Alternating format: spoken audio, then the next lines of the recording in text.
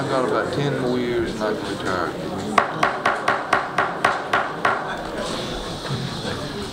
We're going to call this meeting, the May meeting of the Lenoir County Board of Education, to order.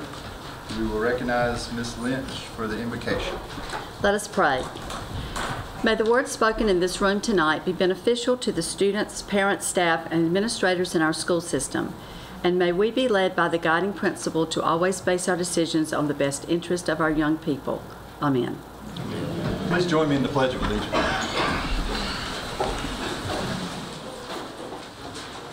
I pledge allegiance to the flag of the United States of America and to the republic for which it stands, one nation, under God, indivisible, with liberty and justice for all.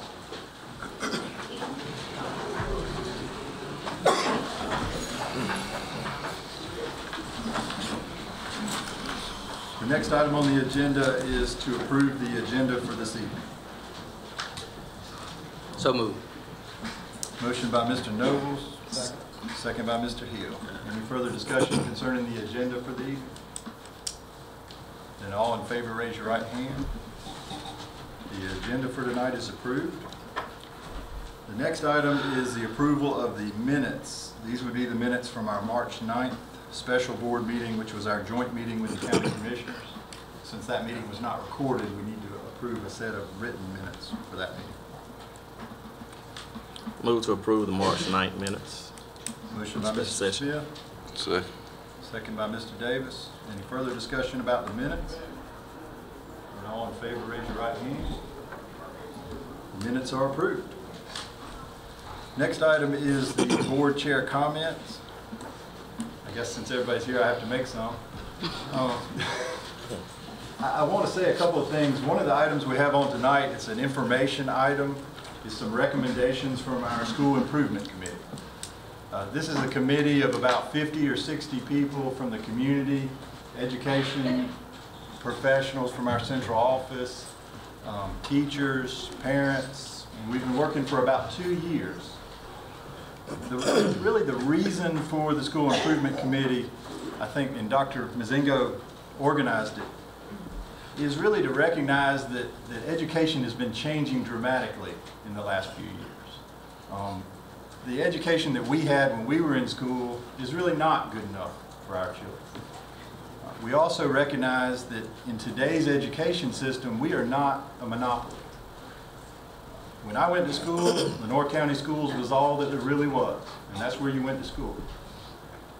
These days, there is a faction in North Carolina, and there is a faction in our country that no longer supports public schools. If you want some examples, you can simply look at what they've done to us since 2008. In the last budget, they eliminated 5,000 teaching positions in North Carolina. We lost 7,000 teacher assistant positions in North Carolina. Our per pupil funding in North Carolina is now $130 less than it was in 2008. We've had no increases, less money. At the same time, they've cut pre-K instruction by another 2,500 slots, and they don't want to fund it. We're 46th in the country nationally in per pupil funding. And a recent study showed we were absolutely last in the country on places for teachers to work. At the same time that these are going on, our state legislatures come out with a voucher program that is going to pay our students $4,200 to leave our system and go to a private school. Up to $4,200. They've also increased the number of charter schools dramatically. More charter schools, voucher programs. The Teaching Fellows program is now history. They've done away with it. Extra pay for teachers with advanced degrees, have done away with it. And only this last year, the state of North Carolina has authorized 2 online K-12 charter schools across the state. this is the environment, frankly, that we find ourselves in education right now. And our School Improvement Task Force recognizes this environment. And what we know and what our challenge is as a school system is we have to provide the best educational product that we can in order to compete in this education marketplace. So a lot of the recommendations you've seen come out of the School Task Force have been geared toward doing just that. The main one we've done is our technology program. We've provided kindergarten through 5th grade iPads for every single student in our system. And we've got it in our plans next year to take that to the middle schools and the high schools and provide an iPad to every single student to give them access to that technology. At the same time, we've also provided a free breakfast and lunch to every student in our system. You know, these are things we're doing to be able to compete in this education market. Because really what's on the line here is the future of public education in the United States. There are people who want that to be only for the rich. They don't want to see every student be able to get a quality education. And really, as a country, we're going to fall apart if we don't continue to educate every single student, regardless of what neighborhood they come from, regardless of who their parents are. You know, this is something that has to go on. So if you support public education, you have to look at making the best educational product that we can in light of the current environment. And that's a very difficult thing. So please don't think that when we're considering making changes to the school system, that we're just changing things for the sake of change. The task force has looked at what they're doing around the country. We've looked at what the very best school systems in the country are doing. And we've tried to bring those ideas right here in Lenoir County and make them work. So like I said, when we talk about making changes to our system, it's to compete in the environment that we find ourselves. And so I always want to keep that in mind. You know, we're not at a place where we can just tell people what they have to do. Parents have a lot of options. We believe parents want to have a lot of options and a lot of choices. And that and ultimately is going to be a good thing. It's going to make our school system stronger. So I hope everybody will keep that in mind as we look at those recommendations from the task force tonight. Thank you. Dr. Mazinga. Okay, thank you, Mr. Chairman. We'll start with the winners of the Neuse Regional Library Bookmark Contest. They were recognized at an awards ceremony on April 14, 2015. And the winners the winners included. Kindergarten Division. First place, Christia Lewis from Banks.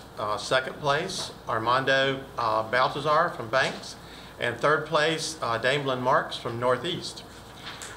First and second grade division, we had a first place winner with Carly Lynn Hill, first grade at Pink Hill, and second place in Trinity Cahoon, second grade at Moss Hill. Our third and fourth grade division, first place Jordan Howard, third grade at Pink Hill. Second place Monica Yanez, third place Pink Hill. Third grade from Pink Hill. And third place Jason Lee Hill, third grade from Pink Hill also.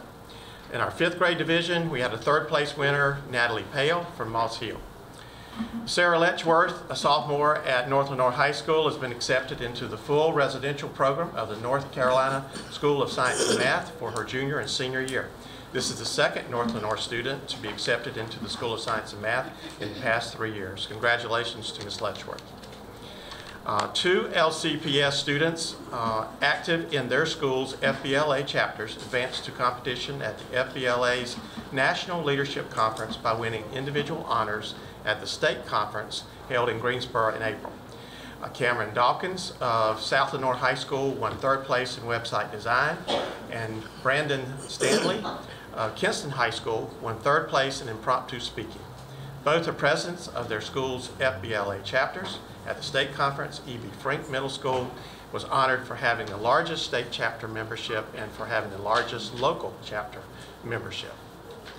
The LCPS Transportation Department has been awarded funds to purchase 10 additional stop arm systems at the cost of $3,000 each for a total of $30,000. This special allotment is funded by the Department of Public Instruction, and it is hoped that this will be an ongoing project. Announcement, the Lenoir County Public Schools Special Olympics will be held Friday, May the 8th at 2015. We begin at 10 a.m. with the opening ceremony. It will end about 1. Be held at Kinston High School. Everybody is cordially invited. If you want to warm your heart a bit and see these athletes have a good day, come out and join us. It will be fun for all that attend. Thank you, Mr. Chairman. Thank you, Dr. Bazingo. Our next item is public comment. We do have some folks signed up tonight. Looks like we have 8 people signed up. We're going to start with Reverend Veronica Jackson. We will remind the speakers that you are limited to 3 minutes to address the board. And we will, unfortunately, we are not able to discuss any personnel issues. So you need to limit your statements to a specific school issue, not a specific person or a specific position in the school system. And we will be holding people to 3 minutes tonight with the agenda we have. Ms. Jackson, thank you. Good evening. I'm speaking on behalf of Friends in Ministry. We are Reverend Maurice Barnes, White Rock Presbyterian Church, Reverend Lynn Dawson, the Lynn Dawson Organization, Reverend John Flowers, Church of Faith and Deliverance, Reverend Tyrone Haney, St. Peter Disciples of Christ Church, Reverend Veronica Jackson, Emmanuel Hill Memorial Freeway Baptist Church, Reverend Howard Johnson, St. James AME Church, and Reverend Julian Pridgeon, St. Augustus AME Zion Church. We are concerned that Lenoir County has a segregated school system. This raises serious constitutional, moral, and educational issues. We have racially identifiable schools in our community. Schools are sitting with empty classrooms while thousands of dollars have been spent on transportation and modular units to accommodate children that have transferred there. In essence, private schools are being created with public dollars. Making Northwest a K through 6 or 8 school will further perpetuate segregated schools in our community. The Free Press article today says this decision is based on data that says children aren't psychologically or emotionally prepared for the change from 5th grade at a school where they've been for 6 years to 6th grade in a new place. It's the responsibility of parents and schools to prepare them for this change. Evidently, they didn't interview folk on our side of town where children deal with stuff a lot more challenging than that. Your study pales in comparison to studies that prove African Americans who attend integrated schools are more likely to graduate, go to college, earn a degree, make more money, and are significantly less likely to spend time in jail. Studies also show that integration better prepares all students to compete in a global society. The annual yearly progress of racially identifiable schools could be significantly higher if they had all the children that should be attending. Token integration is not acceptable. Racially isolated, predominantly non-white schools usually result in high poverty, low-performing schools where students are virtually written off. Separate is not equal. Studies show that low-income students placed in middle-income schools show marked academic progress. We should be concerned and want what's best for all of God's children. District lines were drawn to achieve integration, but failure to adhere to these lines by allowing parents to transfer children out of their district to the school of their choice has created resegregation. Some would argue that our schools aren't segregated because school of choice is an option for everyone, but it's not an option for those who can't afford it. Segregation is rooted in slavery. Achieving diversity in our schools has to be a priority. Allowing our children to live in a bubble that doesn't reflect the real world is not helpful or healthy. Students of all colors should be educated side by side in order that we might advance together into a more integrated, equitable American society. Thank you.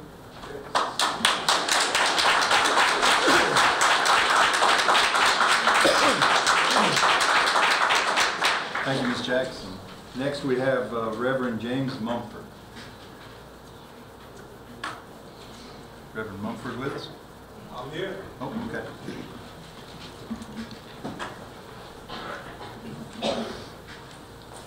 Good evening, and thank you again. the NAACP wishes to express our concern over the lack of equity within Lenoir County Public Schools in terms of diversity and resources. We have found that perpetuated immoral, unjust racial bias is still a driving force in our decision-making process. We have a failed school board with members that are more concerned about being reelected than about our children, and therefore have allowed a minority group of citizens to dictate their direction and functionality. This racial bias has deprived all Lenoir County Public Schools students to their basic right as citizens to the privilege of free public education that should symbolize a diverse learning environment and enable them to compete within a diverse local economy and global market. The NAACP is standing with parents, educators, community leaders, and tax-paying citizens to voice our concern over the segregated direction of LCPS. Where is the diversity plan? Embrace diversity. We are vehemently in opposition to the K-8 campaign that is being pushed on the citizens of Lenoir County. K-8 is code name for neighborhood schools, which leads to segregationist policies and separate people of different races, classes, and ethnic groups and produce high poverty, racially identifiable schools. Why? Because K-8 schools will represent their neighborhoods and perpetuate segregation in our community. Schools within predominantly African American or white neighborhoods will inherently reflect its surrounding community. This attempt is not new. It is the strategy New Hanover County School Board tried in 2010. Note North Carolina Senate Bill 897 State Board of Education to withhold tax dollars to school systems that cause the increased segregation of schools by race or socioeconomic status. K-8 schools or neighborhood schools create homogeneous schools within white and minority neighborhoods. Resegregation of schools in any form is illegal and goes against the North Carolina Constitution. In the case of Green versus New Kent County School Board 1968, the Supreme Court found that freedom of choice plans used to prevent integration are not permissible. We're faced with school of choice in Lenoir County, which is code name for freedom of choice. Freedom of choice. Because of an ungoverned transfer policy, school of choice facilitates the segregation of schools in East Kinston that are not being used to capacity nor equally resourced. We have school buses that make pick up and drop off at a church on Rouse Road to transport children out of their school district. This reminds us of Swan versus Charlotte Mecklenburg Road of Board of Education, 1971. The court ruled busing permissible only to integrate public schools, not segregate them. Reverend Mumford. The Civil Rights Act of 1964. If you could finish up, you've gone over time. Okay. The Civil Rights Act of 1964 makes racial discrimination illegal. Title VI of the Civil Rights Act forbids discrimination on the basis of race, color, or national origin for any entity that receives federal funding, including public schools. Thank you.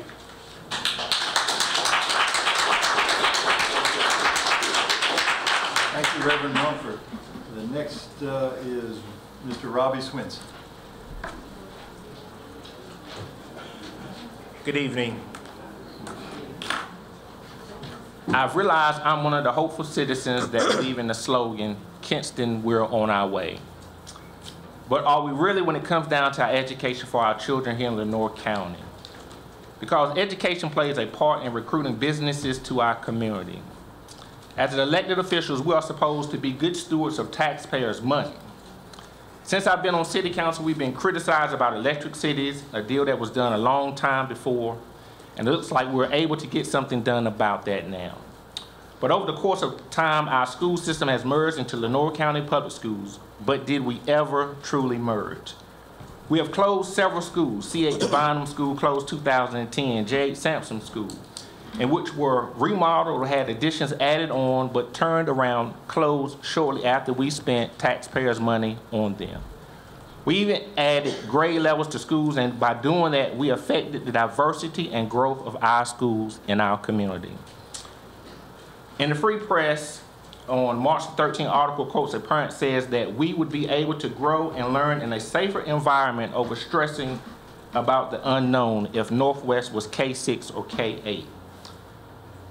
Nevertheless, every year during the summer in our hot and most tenuous moments here in Kinston, we have a group that goes to Rochelle Middle School with Erasing the Lines here in the community, where they go out in the community and help elderly folks in the eastern part of the city. And as to my knowledge, there has never been an incident or any situations during that period when they were providing assistance. So my question once again, are we truly on our way here in Lenoir County?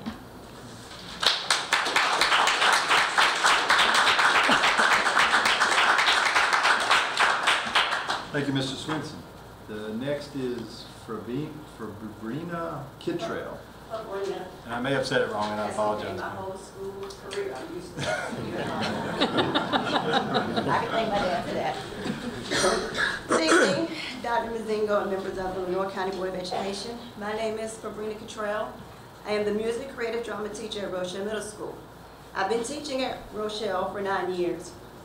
There are many negative opinions about our school, but this letter is not about me counterattacking opinions and labels about Rochelle. The purpose of this letter is to say everything is not wrong at our school. There are many things that are right. The start of the 2013-2014 school year was challenging. The staff and students were faced with another transition in leadership, and this time we were given a first-year principal. We had a new administrative team and many new teachers. To say it was a trying time is an understatement.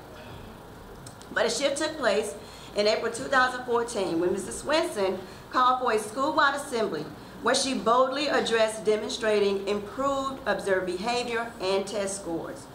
A task force, the administration team along with a group of teachers and staff members from Rochelle, was formed to examine the results of the North Carolina DPI Comprehensive Needs Assessment, the CNA, that she requested.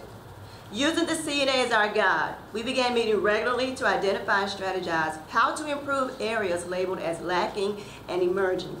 We continued to meet over the summer, completing a new school improvement plan and the Connect Ed grant. We were all committed to having a better school year than the one we had before. The 2014-15 school year began with a vision and a plan. It has guided us and has produced much success. We've had a much improved school year, and with continued planning and stability, we hope to see more improvement in the years to come. I have served at Rochelle under six principals and many assistant principals, all good leadership. But the one thing I have not observed in any of these previous administrations is time. Time to implement and see their plans for school success. If Rochelle is to improve and shine for Lenoir County, I encourage you, please, you have the power to make positive, concrete decisions for our school. Please demonstrate your support for us by granting us the stability that is so desperately needed and deserved. We currently have a principal who has shared, I want to be here.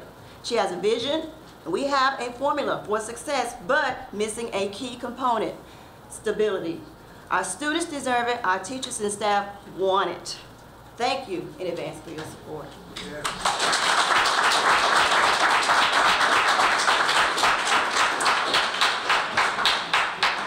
Thank you, Ms. Kittrell. Next is Ms. Mary Darden.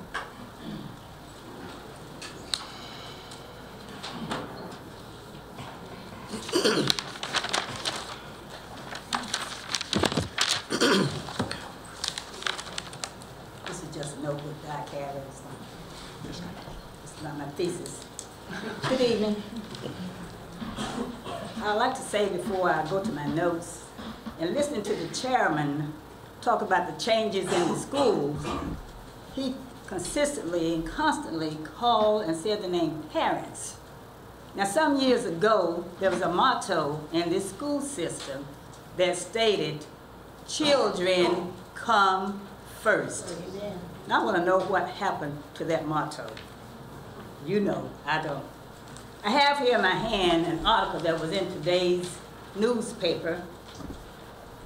And according to the writer of the article, it said that Your public information officer, Mr. Patrick Holmes, said that this school administration had been meeting, and I'll use the word secretly, with some parents and talking about Northwest becoming K-6.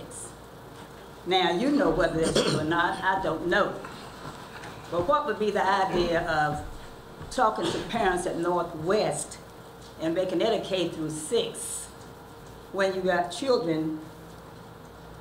We're talking about children now, not just children and parents at Northwest. But you know the answer to that. So I don't need to even try to give you your own answer. I would like to say, according to my notes, that it was stated in the article that the School Choice Committee, a subsidiary of the School System Improvement Task, researched all that the parents and the administrators talked about, and they concluded that psychologically, emotionally, these students are going to be harmed if they go to any other school after K through 5. They need to stay here in the 6th grade. All right now, look at Rochelle Middle School, 6 through 8. What's going to happen to the enrollment at Rochelle? It's going to decrease, isn't it? Sure it is. I'll answer that question for you. But wouldn't it be a shame if the enrollment would decrease now when that principal has worked so hard? It would almost be a disgrace. She and her staff got a grant from iPad, and the chairman said something about iPad, and everybody next year gonna have iPads in the schools. What about the ones who got it this year? Over at Rochelle, nothing was mentioned about that. But it would be almost a disgrace and a shame if the principal did such a hard job and would have to leave the situation. Ms. Darton, that's time. I thank you. Thank you. Thank you, Ms. Darden.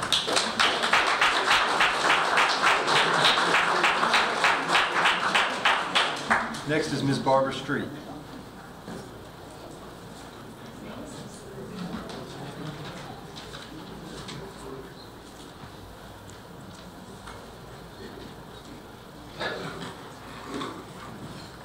Good afternoon, Dr. Mazingo, board, everybody. I would like to address, first of all, I would like to say thank you, Dr. Mazingo, for involving me in the task force and serving on the committees that I've served on.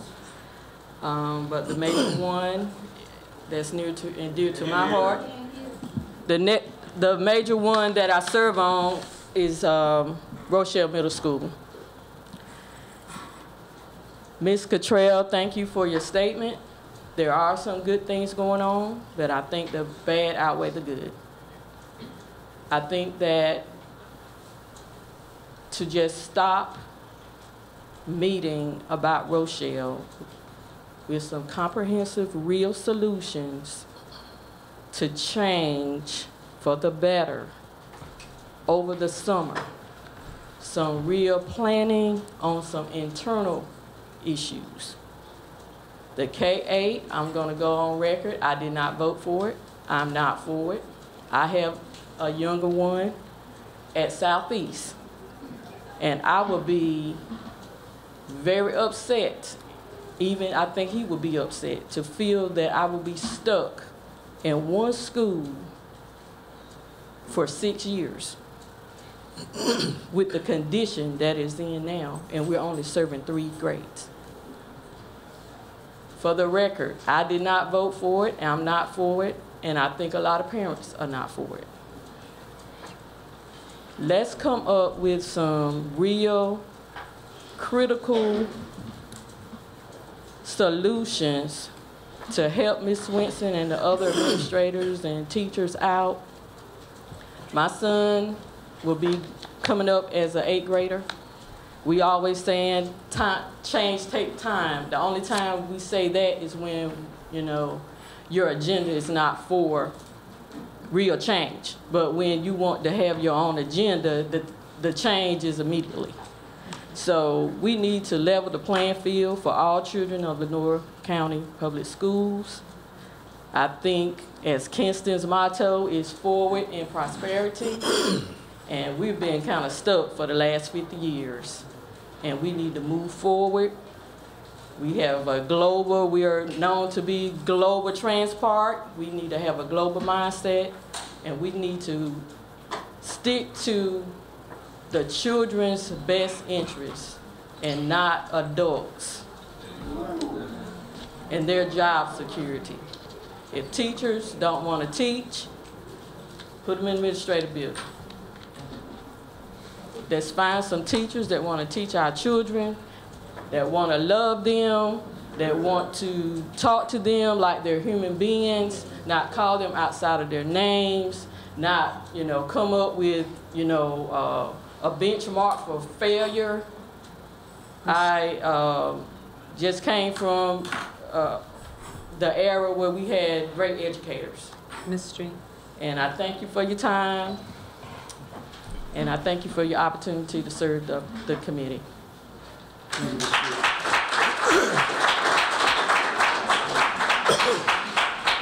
Next is Mr. Paul Dunn. The third.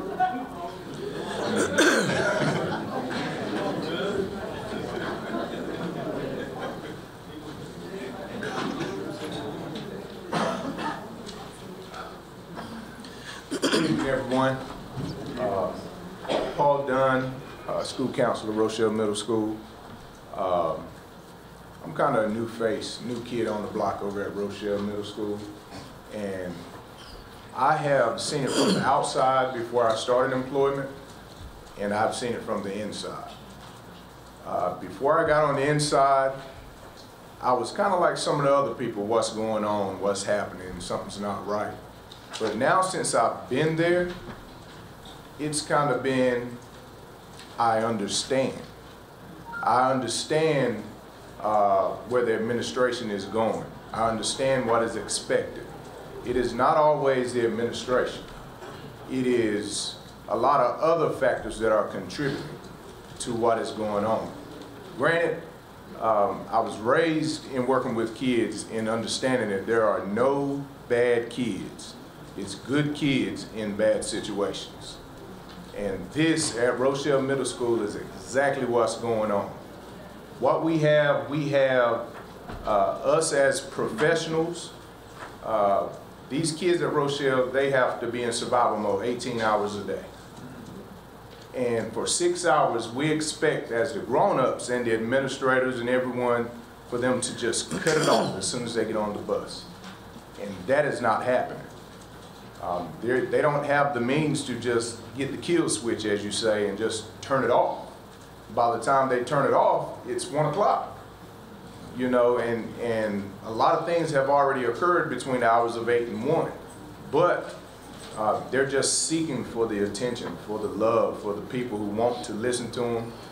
Serving as the counselor, they come in the office, and all they want to do, they want to talk. They want somebody to listen. They want someone to listen that they're hungry. They want someone to listen to, I'm tired.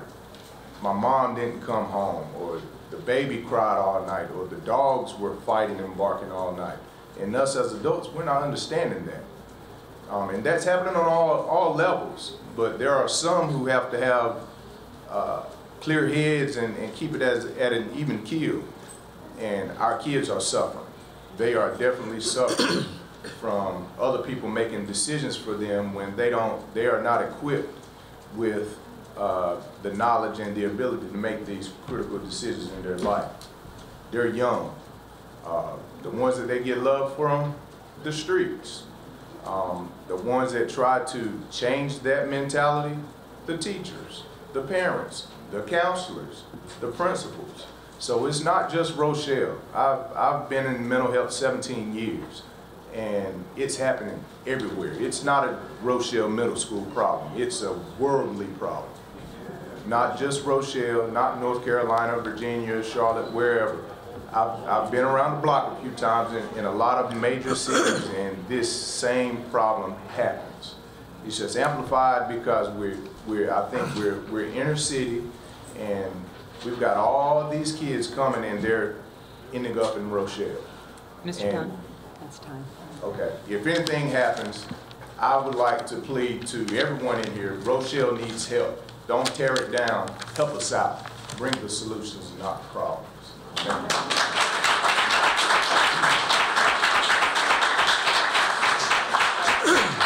Thank you, Mr. Dillon. And we have Miss Leslie Sutton.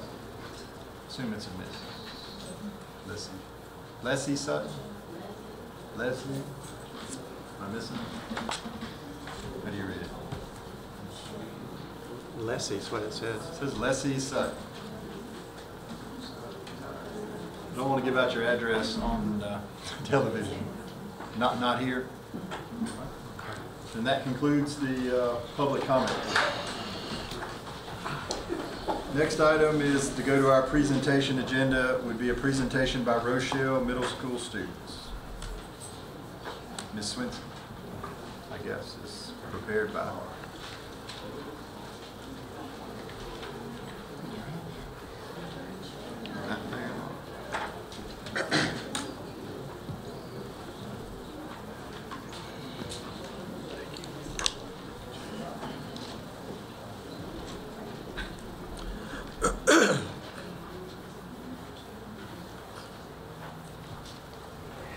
Good evening, Dr. Mazingo, Board of Education members, family, and friends of Rochelle Middle School. This evening, we want you to witness just a glimpse of the many accomplishments from the Rochelle Middle School family. Be ready to be amazed.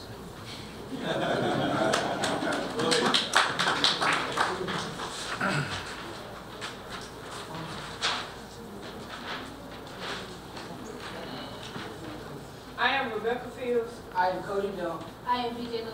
And we are representing the Rochelle Middle School basketball team.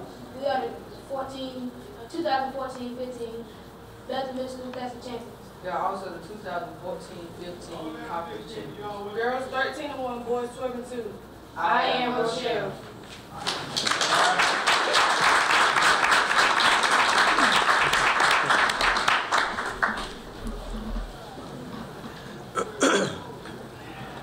I am Malia Davis. I am Jada Hines. And we were given a great opportunity to attend the thrill field trip to LCC. I am Rochelle.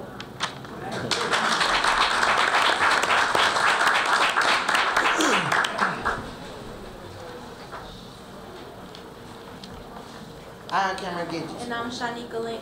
And we are 2 of 5 students that received the Quinn Coppers Award. I am Rochelle.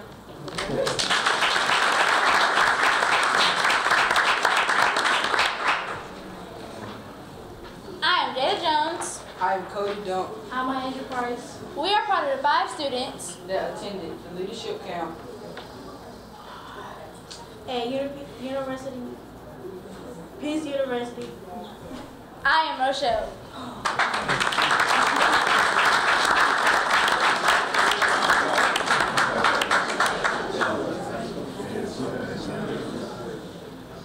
I am Jemiah Mitchell. I am Lemuria Dixon. And we are 2 of 8 students That participated in the AIG Math Fair at ECU. I am Rochelle.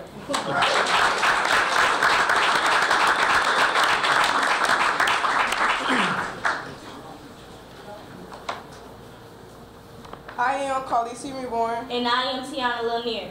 And we won a $20,000 Victor Bell Scholarship. I am Rochelle.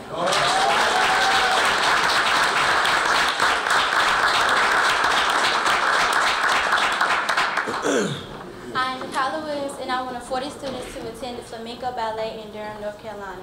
I am Rochelle.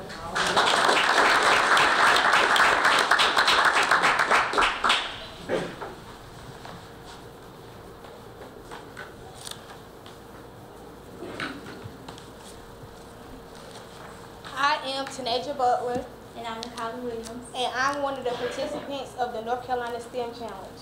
Also, I'm here representing Ms. Thompson and her exceeded growth on her ELG science scores. I am Rochelle.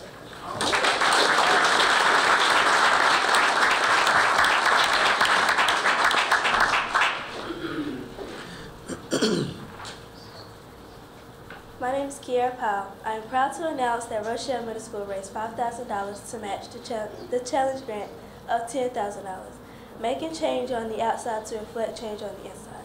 I am Rochelle.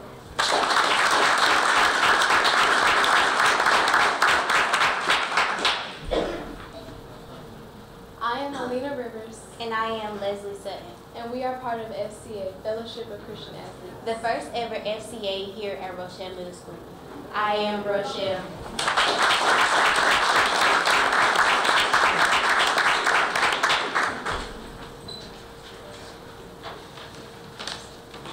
I am Kyla McIver, a participant in Rochelle Roses, a group of girls preparing for success. I am Rochelle.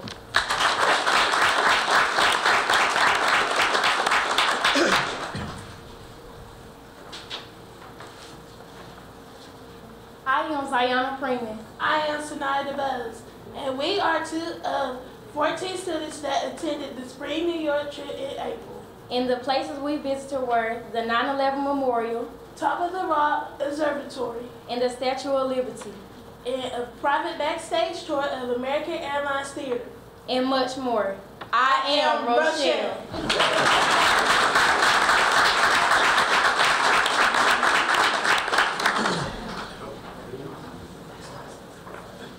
I am Ariana Platt, and I won first place for the 7th grade literacy fair. And I am Rochelle.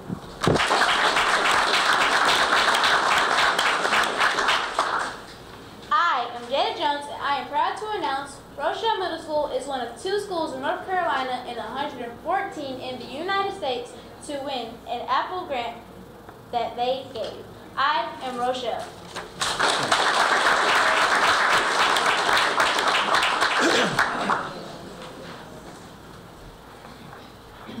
Hello, my name is Armand Say. And my name is Layla Roman, and our artwork was displayed at the Kinston Lenore County Art Show. And I am Rochelle.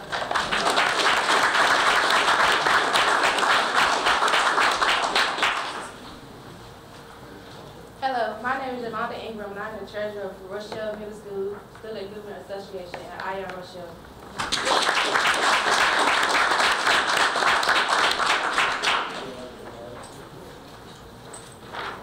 Hello, my name is Taylon Tice. I'm one of the 5 students that attended the Europe trip to NC State University. I am Rochelle.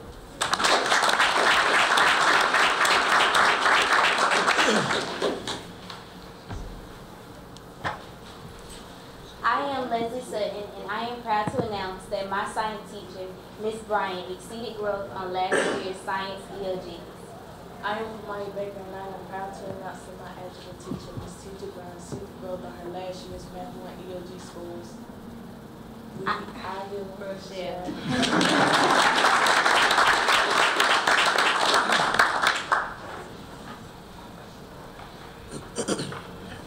I am Sharice Jones. I'm Talika Bazell. For the first time in 3 years, Rochelle Middle School had spring sports, baseball, softball, and soccer. I am Rochelle.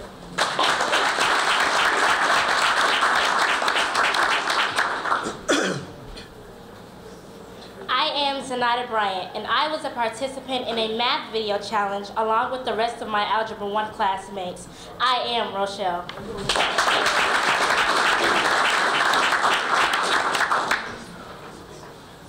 I am Tanisha Platt, and I am a recipient of the Black Girls Rock Award. I'm also a member of NAACP. I am Rochelle.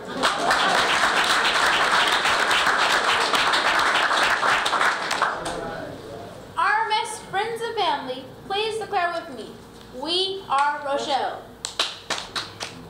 And we also declare that ain't no stopping us now. We're on the move.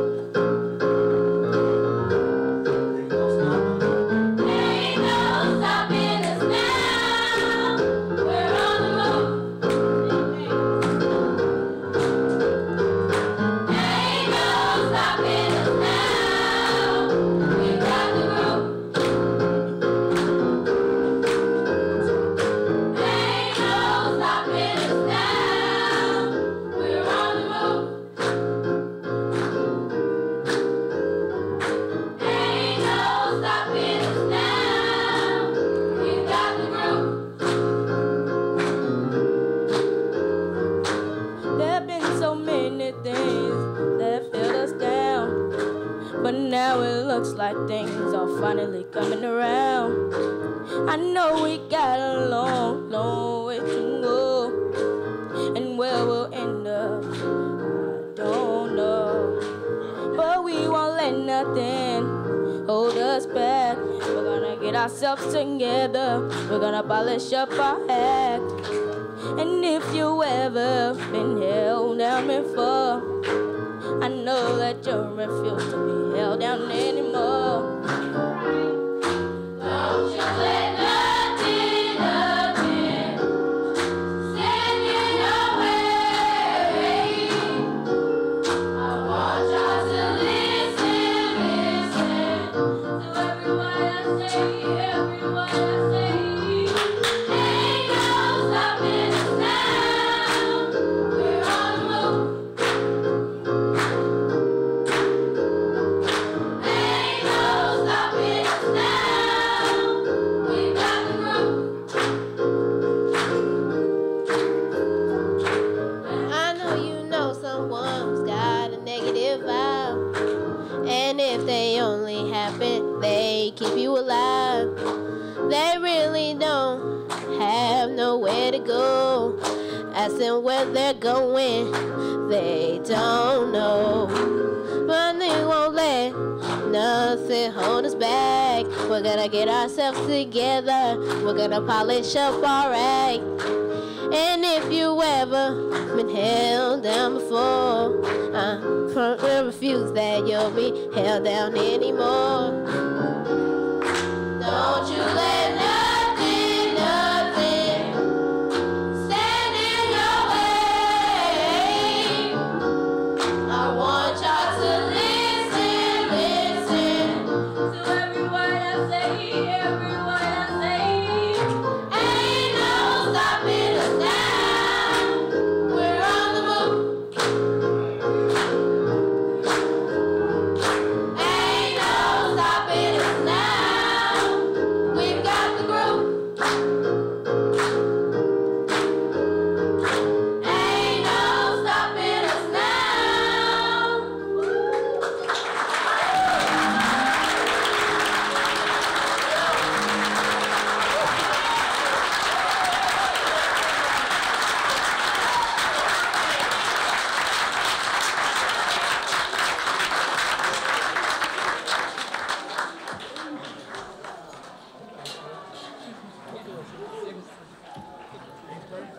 That is a tough act to follow.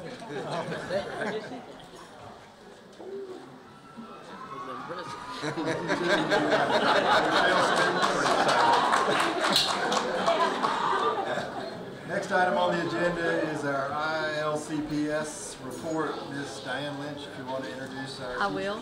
And these are tough ladies that can follow that act. So I would like for Ms. Houston and Mrs. Newkirk and Mrs. Davis to come forward. They're going to do our ILCPS update tonight.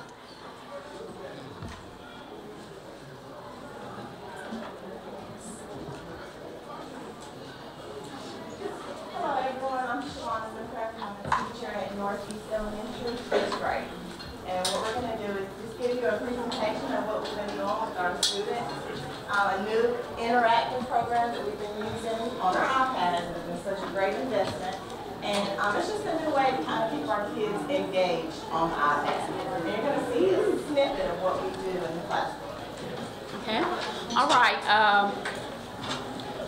One of the tools that we use to integrate technology into the classroom is an application called Nearpod. And we use the TPAC model in planning our instruction.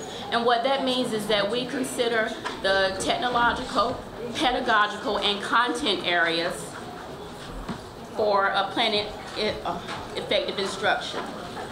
And this is a model of the TPAC put together by the TPAC organization. And we, with careful planning, our instruction falls in the middle where the technological, content, and pedagogical overlap. And the activity that we're going to show you today, we began with the content knowledge. And for this, It deals with ecosystems. And after considering exactly what we're going to teach, our content, we then overlaid our pedagogy. What pedagogical knowledge are we going to use or methods to instruct the students? And we integrated technology into that using the iPad, the Nearpod application, and also internet.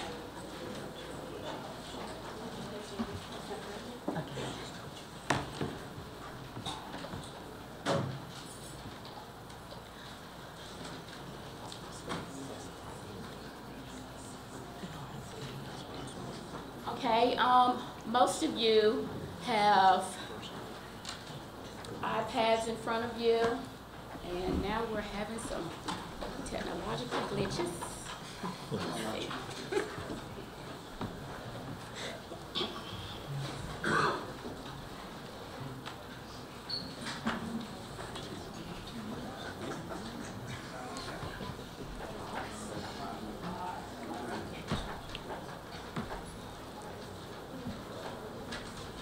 We can say that one of the purposes of bringing this particular program to you is because we want you to see how our students are engaged science-wise, because that's one of the areas that we're trying to improve on, and this has been one of the determining factors, we believe, that has helped us a great deal.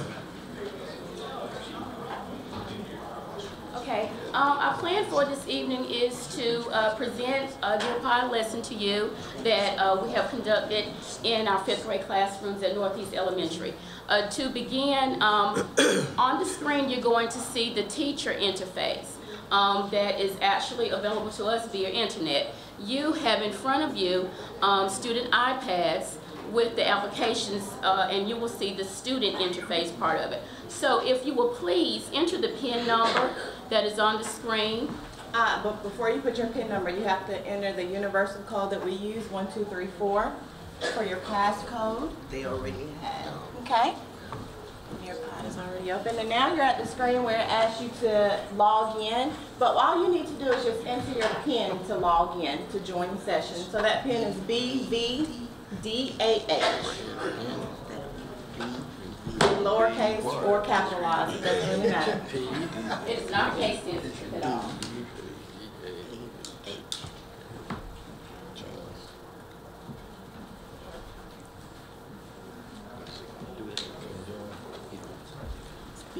BV, sorry, BV.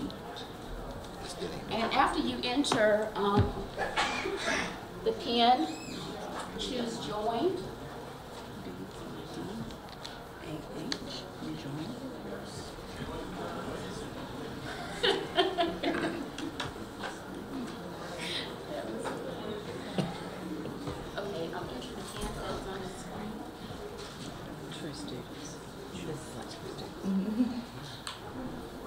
And we will have to do this in the actual classroom as well. Have to go and, model how to actually put in the PIN code. And that's how students learn. They learn by us modeling for them first.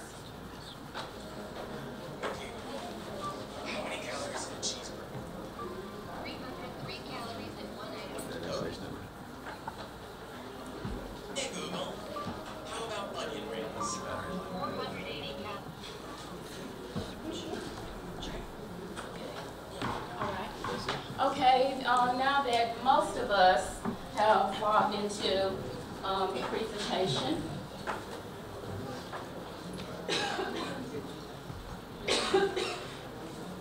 now, this is where accountability takes place, because each student will have to log in with their name and or nickname. But at this time, can you just put your name in, first name, your first name will be fine. Because this is how we can keep track of who's getting it and who's not getting it. And you'll actually be able to tell at the end how we keep track on record. And you can see as you put your name in, it'll start to pop up on the teacher's page. And here we see the students' names who are actually engaged. And as Shalana said, student accountability begins here. Okay, we're going to. Okay, so here it actually breaks down what the lesson is going to be talking about. It gives the students up front what they are actually going to be learning, and that's what they need to know. What's the purpose of them learning? So it's here letting them know exactly what is going to be taught in this lesson. And here the students can see their criteria for success. What will they actually need to master and understand in order to be successful in this unit? Okay, Now, so first it starts off with questions to just get them used to what's going to be going on, get them used to the quizzing, used to the polls. So it just starts off with a basic question. Have you ever been to a saltwater ecosystem? And that will, first, they will have to think what an ecosystem is to know if they've ever been to one. So can you go ahead and choose whether or not you've been to a saltwater ecosystem? Or do you think you've ever been to a saltwater ecosystem? And after you put your answer in, you can confirm. And this is one of the ways that we can formatively assess student knowledge. Are they aware of what a saltwater ecosystem is? And now, let me just say that what you are seeing on the screen is the teacher interface. The students will not see this. Your screens actually look different. I wish you guys could see their screens. Okay, so then it just gives them some information, a slide about ecosystems that is full of that content vocabulary that they will need to know what each of those things are. And if they don't, this is when we have some discussion points, letting them know what it is. So it's actually audio and visual. We actually have a section where you can put any type of multimedia presentation in. For example, this video that they will all see. We do have the iPads turned down, but since our students are equipped with earbuds and earphones, they're able to hear without being distracted from anyone else. Okay, I'm going to go in advance. More vocabulary, more information about ecosystems. One of the very important points that I think you should note is that the teacher can direct the students as to the direction they should go. They cannot move ahead. They have to wait for teacher instruction. And there was a very important statement made on this side of the room that said, what if there are students in the class that does not move at the same pace? And that's a very good question, very good statement, because it lets the teacher know that she needs to differentiate her instruction. We had an example though. Yes, to make sure that people are moving at their pace and learning what they need to learn. And in front of you, you have the opportunity to answer an open-ended question. This is one of those areas where we can not only formatively assess student knowledge, but also give them the example to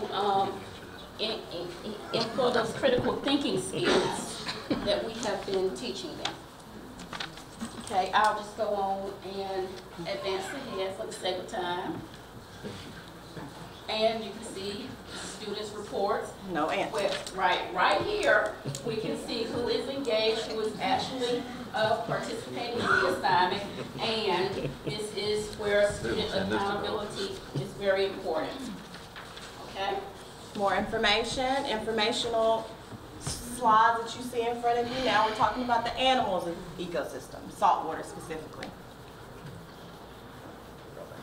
And another quiz for you to just let us know how we need to guide how we need to steer our instruction for our students. Now, for the sake of time, I'm going to go on and go to the end to show you what we can actually do with Nearpod. Well, after our session ends, we can actually choose to have a report sent to us of students' responses via email. And using this report, we can, that will help us target our instruction for those individuals who may not have had a chance to move as quickly as others, to have individual conversation with those students to ensure that they have mastered the objective. And Thank you very much.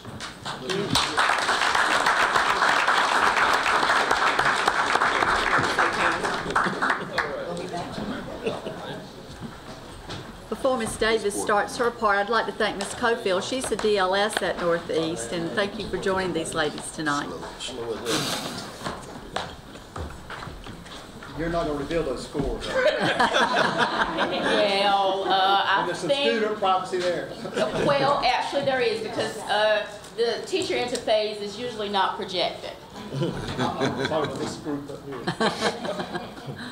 My part of the ILCPS is a little bit different because my DLS just wanted me to share how the iPads have changed my classroom. I'm a second grade teacher at LaGrange Elementary School. So since we've received the iPads, I've implemented them in every single subject I can possibly get them into. So I'd like to share the list that I've made. It goes on and on and on, but I just want to share the really important points that I have written.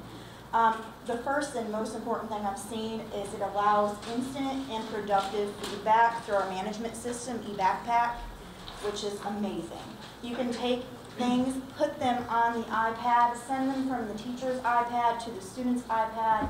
They can work on the work that you send them. They send it back to you, and you can automatically see, hey, they got it. Make some comments, send it back to them. Oh, hey, they don't have it. Pull them in a small group, work with them on that, and then send them back to work on it independently. You can make comments with your voice. So, hey, they leave the room, they're not there that day. They can hear your voice. They can redo it. Love that aspect of the iPad. They're not there for the day. You can give them their spelling pretest on there. Give them a speaker. They can listen to the speaker, the pretest. Awesome for kids also if they're at different levels. Say my friend here is at risk, he's below second grade level, so you can give him work on his level on the same standard as you can for somebody that's at level or above level. So awesome for that. We also have done many projects with this in our classroom. We did an embryology project this year in second grade. I'm sure you've seen that on the website where you could go see our chicks hatch, where the students actually could make an online, or a digital timeline with their iPad. Each day they got to go take a picture, they could go online and research something that's going on in that particular day in the egg, and then they could keep it on their iPad. They didn't have to worry about losing the information. It was already there for them the next day. One thing I really do love about this, though, is this provides students access to the internet without the tedious sign up for the computer lab or having to interchange them in the 3 computers in the back of your room. Love that aspect of that as well. One thing we are going to be doing soon is we're going to the North Carolina Museum of Sciences, and we're going to be taking our iPads in small groups. And what we're going to be doing is a scavenger hunt throughout the museum for things that we've already talked about in our curriculum. And they are required to find things in the museum, take a snapshot of something, take a little note, and then when we return, we're going to take those things and pop them into an iMovie. So that now they've also found some interesting things in the museum. Oh yeah, this is cool. We've all been there. They've actually learned something. They're keeping it for themselves, and they've also made a movie of it, so the documents, because I'm not going to be with all my students, they're going to be in small groups. We also are going to be doing an upcoming project with adaptations using numbers. I would have never thought to use Excel to do a science project where you can do all your areas, social studies, science, English language arts, all of that in numbers in Excel. Super excited about that. Some other things that I've noticed that it reduces the tedium of counting out needed manipulatives for math. We just completed our unit on money. Instead of taking my time in the afternoon and counting out, you need 5 quarters, you need 10 dimes. All I had to do was create one document on here and share it with my friends, and that was it. I didn't have to spend that time in the afternoon counting all those manipulatives out the hat.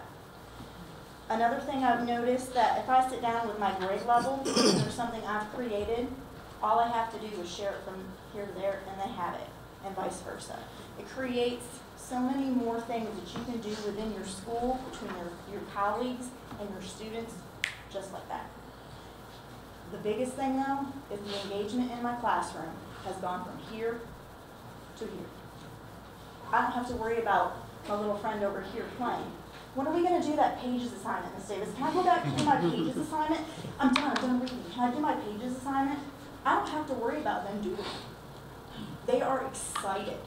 It's the first year I've ever had to say, we can't do that right now. We have to do math. Super excited. Great in the branch. Thank you, thank you.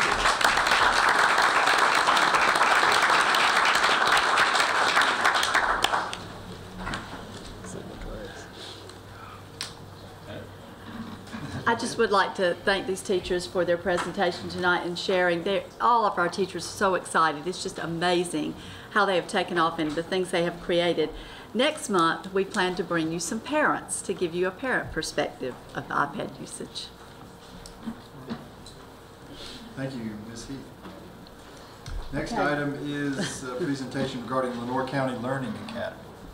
And if I could talk about Ms. Heath as she enters the room, I did ask her to do an update tonight for the board on the Learning Academy. It has truly expanded its programs and become a very important part of Lenoir County Public Schools. So we thank her and her team for all the work they've done, and we thought you needed to see what was happening at Lenoir County's Learning Academy. So Ms. Heath, I'll turn it over to you.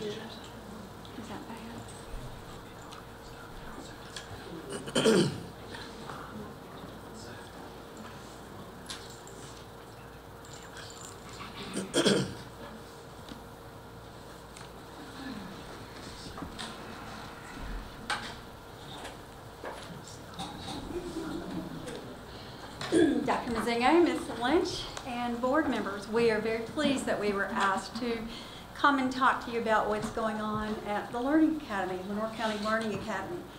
As you can see, we do serve students in grades 6 through 12, and our mascot is the bulldog.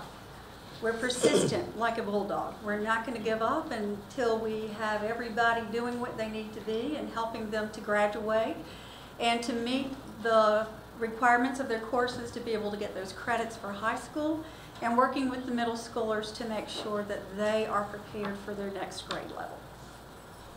Just a little information in case you're looking at the statistics and data. The current enrollment, the total enrollment for our school is 109.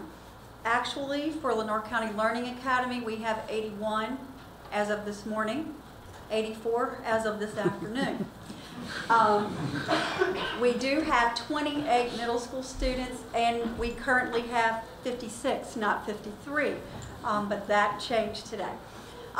We at the Lenoir County Learning Academy have the Howells Child Care students, the students who are in that developmental center, are all enrolled through the Lenoir County Learning Academy. So that's why you may see that the current enrollment would be 109, but the actual students that we serve on our campus is 81.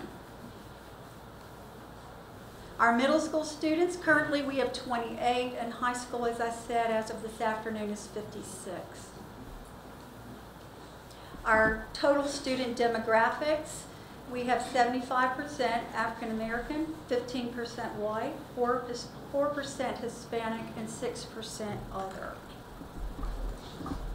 Our instructional staff, we have 3 middle school teachers. We have 5 high school teachers.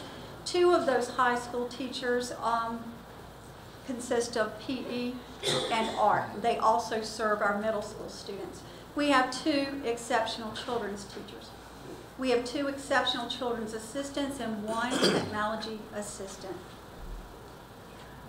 We have a media coordinator, we have a counselor, we have a full-time social worker, a part-time social worker that has served us through the county, and a part-time nurse, and we have behavior support specialist.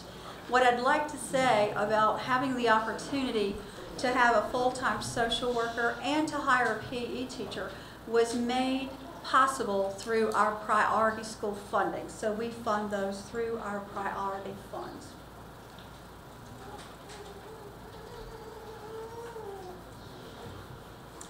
Last school year, we earned the exemplar school status with the North Carolina Positive Behavior Intervention and Support Initiative.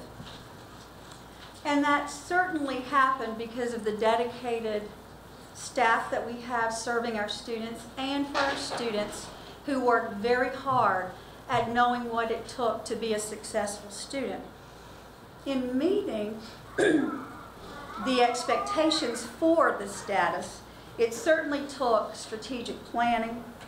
It took implementation of the specific goals and objectives, but most importantly, it took the staff working more diligently to become more understanding, more caring, informing positive relationships with students, because if we don't have that, we're not going to get them to be able to succeed academically. Our focus in doing that was to provide professional development in the areas of relationship building, and also knowing how to de-escalate situations with students instead of escalating them. So professional development has been a focus, with us continually working year after year to work with some of our more challenging students. We also, in being a priority school, school improvement was quite detailed for us. Being a priority school, we use what the State Department gives as a model called IndiSTAR. It's very specific. It's very detailed. There are 11 objectives and 28 key indicators. That's a lot. But what we did get was tremendous district support. We have monthly meetings, and this has gone on since we've been a priority school. This will make the end of the 3rd year, which requires us every month to look at these objectives and these indicators. And we have been very fortunate to have many of the directors in this building, Mrs. Lynch, Mr. Hunsucker with Title I, Mrs. Roach, Mrs. Hill in the EC department, Becky Whittington in testing accountability, Teresa Anderson in staff development, and other support people along with parents and our staff that were coming every month, because this has been a requirement of IndiSTAR. Truthfully, with the support that has taken place in those meetings, we discussed all of the objectives and the indicators and look at what do we need to do, and our staff, our full staff, looks at this and decides these are the things that we want to work on each year. And it truly is a very thorough, very specific, detailed plan that it will only help you to improve and get better, and we've seen those results. And of course, we use our school improvement plan from the district, which we take from IndiSTAR, and then we use our parent, staff, and student surveys in looking at how to make our school better. Two things that we have implemented in the last 2 years that we feel has helped us to improve in helping our students. Every day we have a mentor time. They do a check-in, check-out for 15 minutes. There is an accountability piece for their mentor to talk to them about something they may have heard about or seen in an email or in an intervention sheet to discuss, well, why is this going on and what can we do to make it better? Also, the expectations and the rules are reviewed. And when you have those small groups for that amount of time every day, then you are able to address things that may be specific to individual students to get them on the right course when they may be veering. We also have implemented a reading time. Every day there is 45 minutes of reading. Students who have deficits in skills that they haven't mastered will go to the SRA reading program sites in our building. For those who do not qualify or do not need any assistance in getting better, there is a book study going on in several classrooms. So we are constantly reminding our students that reading is a lifetime skill that you're going to have to utilize until the day you die. We stress the relevancy that when you buy a car, you buy a house, even when you start to the age to get your Social Security. So we want our students to really understand that we want to help you improve reading, because reading is the key to everything else they do. And some of our students do, in special instances, work on credit recovery for their high school courses. Another implementation that we've done is monthly activities. As you can see, every month during the year we have a focus. Now, you know, is it fun and games? We can have fun with it, but what's important to know is that these students are researching. They're also producing a product. They have to display that product throughout the building. And at the end of the month, in every month, basically we do what's called a quiz bowl. We are integrating technology usage in this. They are writing, researching, so we want to have that focus at all times, and this takes care of that. At the end of the month with the quiz bowl, it's like a game show. Our students, our whole student body comes together, and after walking the building, a lot of times they'll be displayed on their doors or on the walls, and they do a carousel walk from Kagan to get the information. They come together, participate in that, and they get to show what they know. And it seems to be a good thing with them wanting to earn something from being the winners, and so it does give them an incentive. But it does give them real-world experiences with the speakers. We bring several guest speakers in each month to talk with our students. So it really has great benefit in helping them to see that there are things in life you may want to look at when you have become a graduate of school. We also use our data to drive our decision making. We have focused counseling groups, and we have small groups, we have individuals, and it's all driven by what we see is going on in the building through interventions, suspensions. And so it is set to meet the needs of the students. We want to be proactive and not reactive. Some of those things include bullying, self-awareness, healthy habits, problem solving, and learning how to get along with others. So we do have those as we are watching the data that comes from our interventions and our suspensions.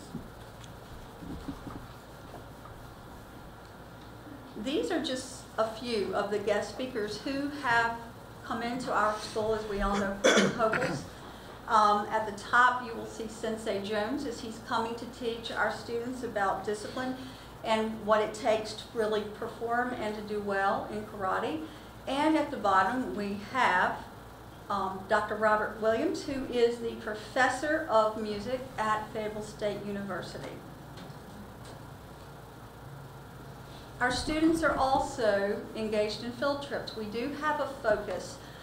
We did have middle school who attended the North Carolina Aquarium, and we have two college visits that are planned. Pitt Community College happens in the fall, and Fayetteville State campus visit will be on Wednesday. We want our students to understand that they have the opportunity. All it takes is hard work.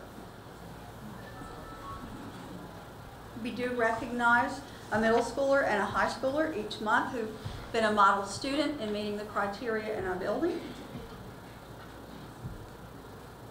We also have just added this past week another educational opportunity. We have started what we're calling our Twilight program. This program runs Monday through Thursday from 3 to 5:30. We have 2 staff members and an officer that supports that program, and we provide transportation for our students in helping them to be successful. We are trying to meet the needs of our students. We have many, many partners. Parents and guardians meet with me most all of the time coming in, because I want them to know what's going on with their child. I review every transcript that comes through my school, and making sure that students are on a path that is leading them towards graduation, and seeing how the Learning Academy can best help those students. We do partner with Dixon Services, we do partner with Structured Day, and we have many mental health providers that do come and help support and work with our young people. As I said earlier, professional development has been a major focus for us, not only looking at the professional development that supports the academics and wanting to improve achievement, which is what we truly want to happen, but we have placed a major emphasis on building relationships and rapport with students. We want to make sure that the students know that we care about them, that we're there to support them, and to help them achieve their goals as best we can. What I'd like to ask at this time, we asked 2 students to come. We have students here because, you know, you like a backup plan if something happens they can't get here. But I'd like to ask 2 of our students to come forward and let you hear from them about their experiences at the Learning Academy. One of them is a graduate as of January, and one of them is a current student. And I want to tell you, Shantia was so eager to come and talk to you all that she showed up here this morning at 5:50 thinking the meeting was at 6 this morning. Oh, no. So Shantia, would you come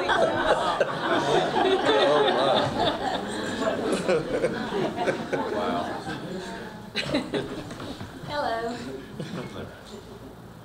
Hello, my name is Shantia Baylor, and I will be speaking on how this school has saved me. This school isn't bad to me at all. I think of this school as another chance at education, something many few people missed out on in their past as a child and teen. Before I came to this school, I was failing, basically flunking. I just wanted to give up. I got a chance at education again, and may I say the loving people here are real, patient, kind, and within 2 months, I was passing. I couldn't believe it myself. I feel wanted, supported, most of all, I feel smart. I was ready to be healed when I was hurt. I was ready to be healed when I felt pushed down. I was ready to succeed when I felt like I failed. Here at this school, I have that and I feel that. Just a lot of joy. Number one thing is try and everything will go, honey, be sweet. Thank you.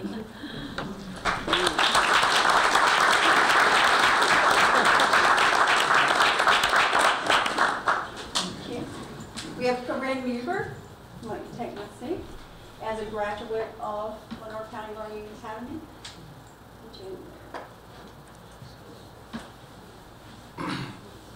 First of all, before I got to Samson, I was one of those students that really ain't none of my teachers had the patience with. And before I even got there, and I found out I was going there, I was like, man, I'm not going there, I'm just gonna drop out.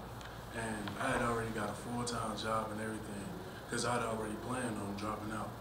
But when I got there, also it wasn't like, well, I don't want to say regular school, but like Nova, North Kansas, it wasn't like none of that. When I got there, it was more like a family. And they helped me out a lot.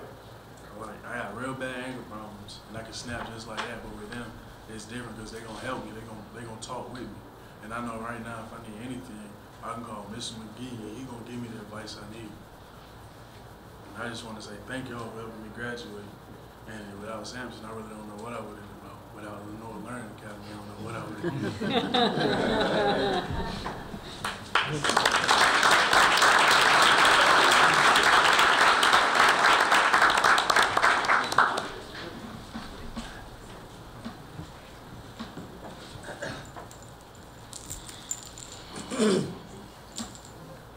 And now I'll let you hear from 2 that we...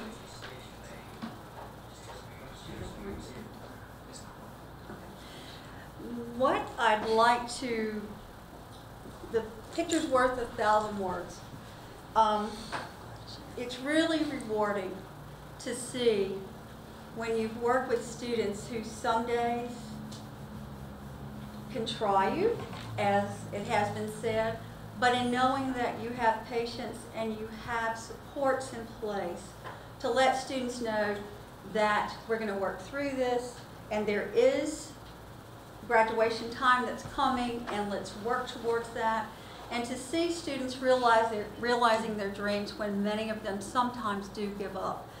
In the first year, 3 years ago, we had 6 students to graduate. Last year, we had 8 students to graduate. This year, we have 11 on target to graduate this year.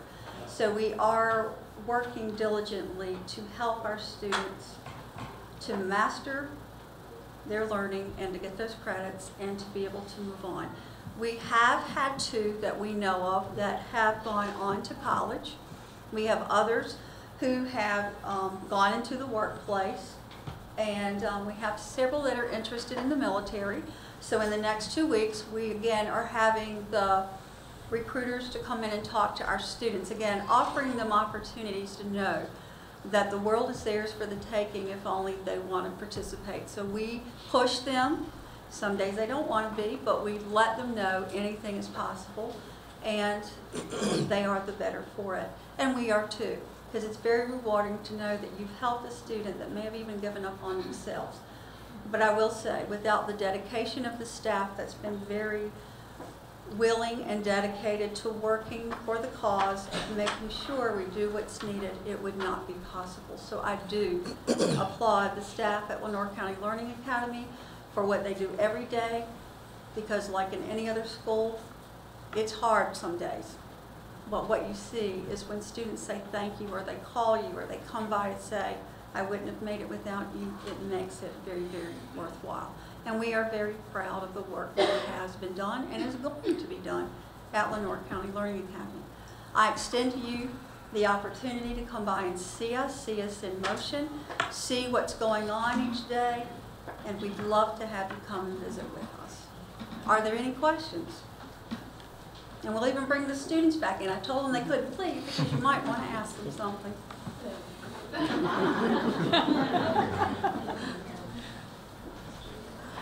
I would like to just add that the school's success is becoming well known because we have more and more parents send us letters requesting that their students attend the Learning Academy because they are being successful. Students who haven't had much success in school find it there with the structure and the small class size and the support that the school can give them.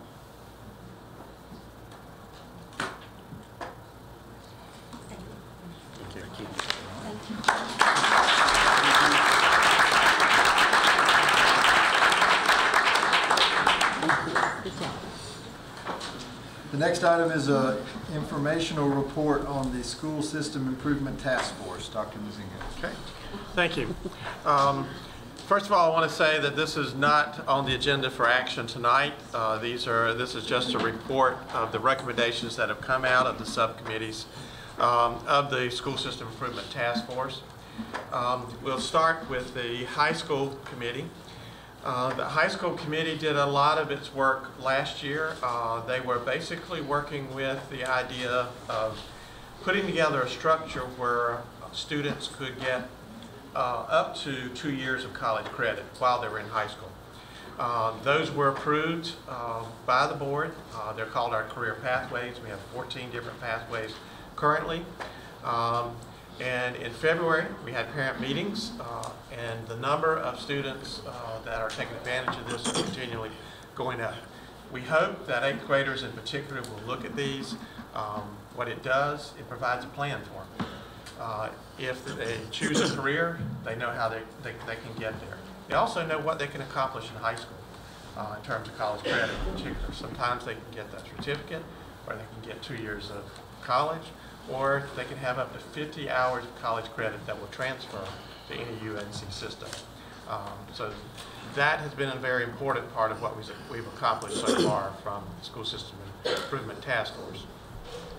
From the middle school committee, they have been looking at several factors. One of those includes both the behavior and the academic dip that happens between 5th and 6th grade. They have looked at grade configurations as a possible way to deal with that. They have brainstormed several different scenarios for us to look at and consider. One is one school in each district volunteering to transition to K-8. Each elementary school converting to K-6, and middle school serving 7-8 or 7-9. One track at a time converting to K-8. Each elementary school converting to K-6. And 6th grade classes becoming self-contained, more of a transition between elementary and middle school as a way to kind of continue the transition and to help students get through that 6th grade year. These are all possible scenarios. As I said, these will be considered. Administration will take a look at these, and there will be discussion, much discussion by the board before any of this would ever move forward. From my elementary school committee, they had a strategy to implement a summer jump start program. We're looking at what we can do for the students in the summer so that we don't have that gap in skills and sometimes going backwards. One that they're working on currently, and this is now for administration in terms of working out some of the how-to on this one, and that is the idea of transition kindergarten classes. We know we have a lot of students who come to kindergarten not prepared for kindergarten. Some are as much as a year, some 18 months behind. We'd like to put together a kindergarten program that can deal with that and give them possibly more time in kindergarten so that when they go to 1st grade, they're ready to read. We know if we don't get kids reading by the end of 2nd grade, then they're working with a deficit the rest of their school career. So the idea of the transition kindergarten is one that is done in some other schools across the state and in North Carolina, or across the nation and in North Carolina. And we hope that we can come up with a way that works for our students. The other is to form a community task force. They're already working on that to actually look at the problems and to help all of our families know how to access community resources for early childhood services. Our school choice committee. This year, one of the goals of the School Choice Committee was to study and research the request from Northwest parents to change the organization of the school from K-5 to K-6. We put together quite a lengthy process. Ms. Lynch did most of the work with that. She's also the chair of the School Choice Committee. Several surveys, meetings open to the public. There were no secret meetings held on this topic whatsoever. We encourage people to come out and be a part and to be a part of the survey. The results for this were pretty much overwhelmingly in favor. I'm going to ask Ms. Lynch to go through the scenario and kind of give you some of the results that came from Northwest Elementary School on their request. Right, and I want to reiterate that sometime in December, a parent did contact me about the possibility of a group of parents meeting with Dr. Mozingo and myself to talk about the possibility of going to K-6. So from that, in January, we met here at Central Office with a group of about 12 or 15 parents. And from that meeting, it was decided that we needed to gather more input from all of the parents. I would like to put in at that meeting there was a representative from the Free Press. Yes, there was. There was. And so from the meeting, we determined to gather input from all of the stakeholders at the school. We did a survey. It was Mrs. Green, the principal, and her principal intern, Michael Moon, comprised a survey, sent it out. Got great results, a huge number of returns, which is not always the case when you do a survey, but they had really good results. And the interest was, well, the survey resulted in, we need more information, we're interested, but we want to know more. So that's what prompted the meetings.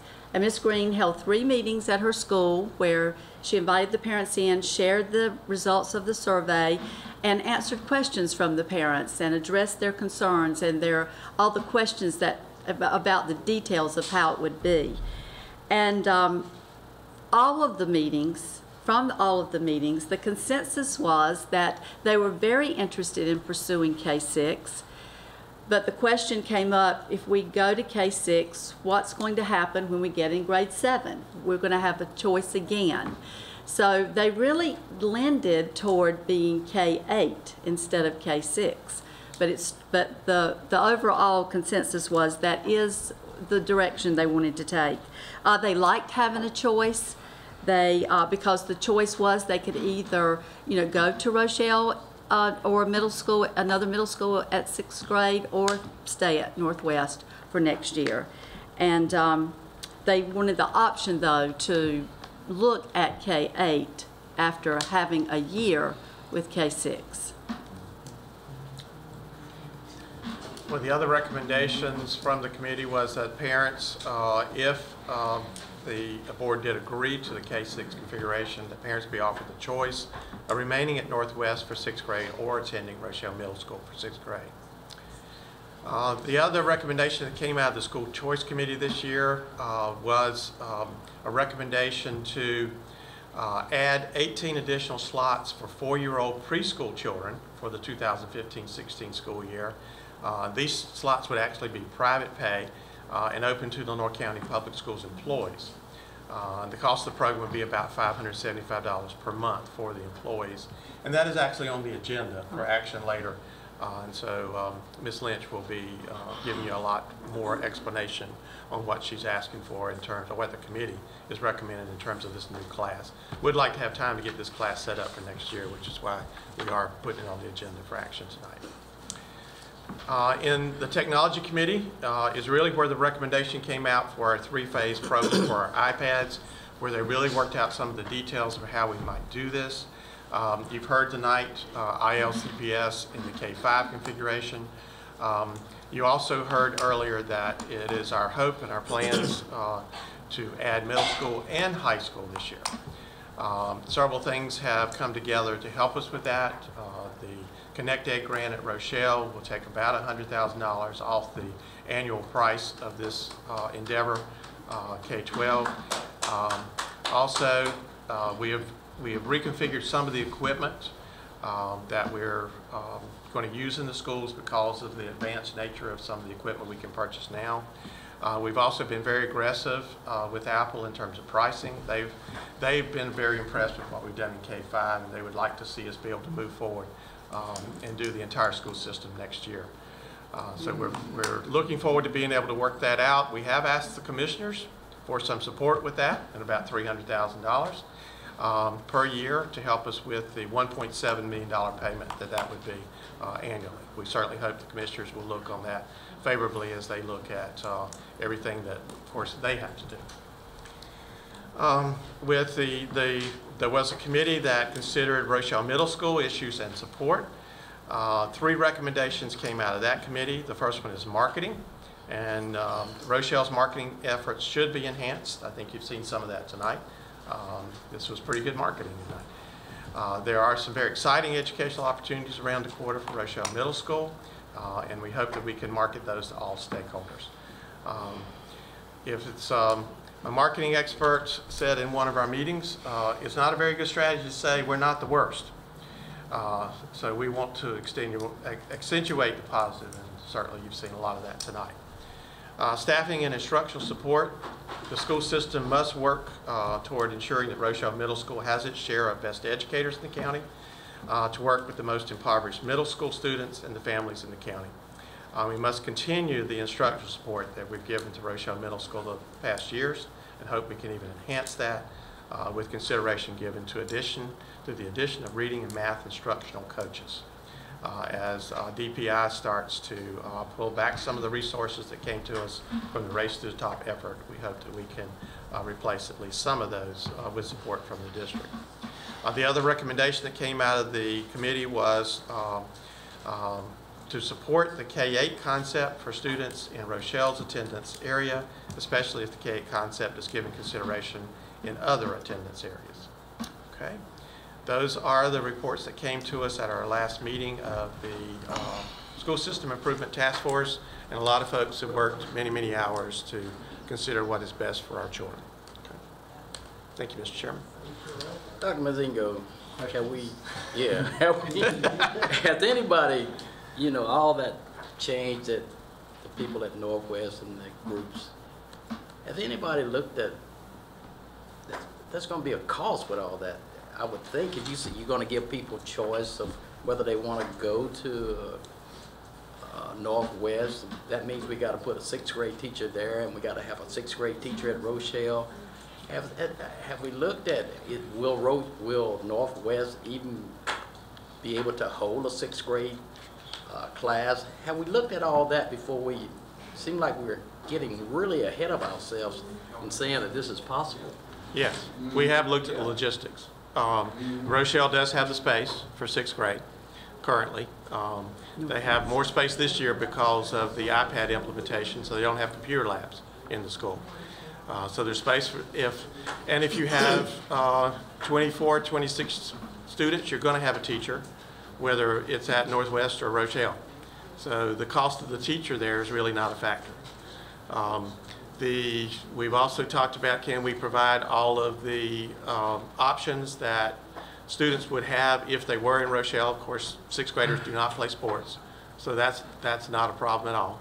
But we still want to be able to support band and chorus and those things that they would have the opportunity to support. And all of that is possible. With no cost? No additional cost that I can see. They're still going to ride buses, so it doesn't matter which school they go to. So operating two sixth grade classes, two sixth grades. We can take. Yeah. If the students remained at Northwest, they wouldn't be at Rochelle. There are already sixth grade. There would still be sixth grade classes at Rochelle, and we allot teachers based on the number of students in a school. So there's no additional allotment there that I can foresee. So it would probably mean a teacher may have to move around within the system, but the numbers would dictate where the teachers are, which would be the same. They just might be in different locations. We just figured Northwest allotment differently because they have more students, but they would still get the same number of teachers within the two schools for the number of kids that go to the schools. And what if I noticed some of it, you know, we said that we would look at all the rest of the schools. So you're saying there wouldn't be any costs associated with going to K through 8?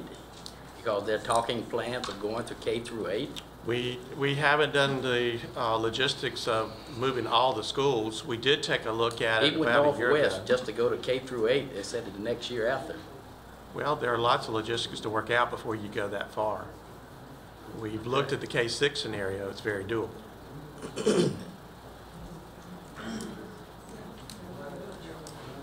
Wouldn't that be opening up another classroom at Rochelle? Very possible. That was the only thing that I saw that I did.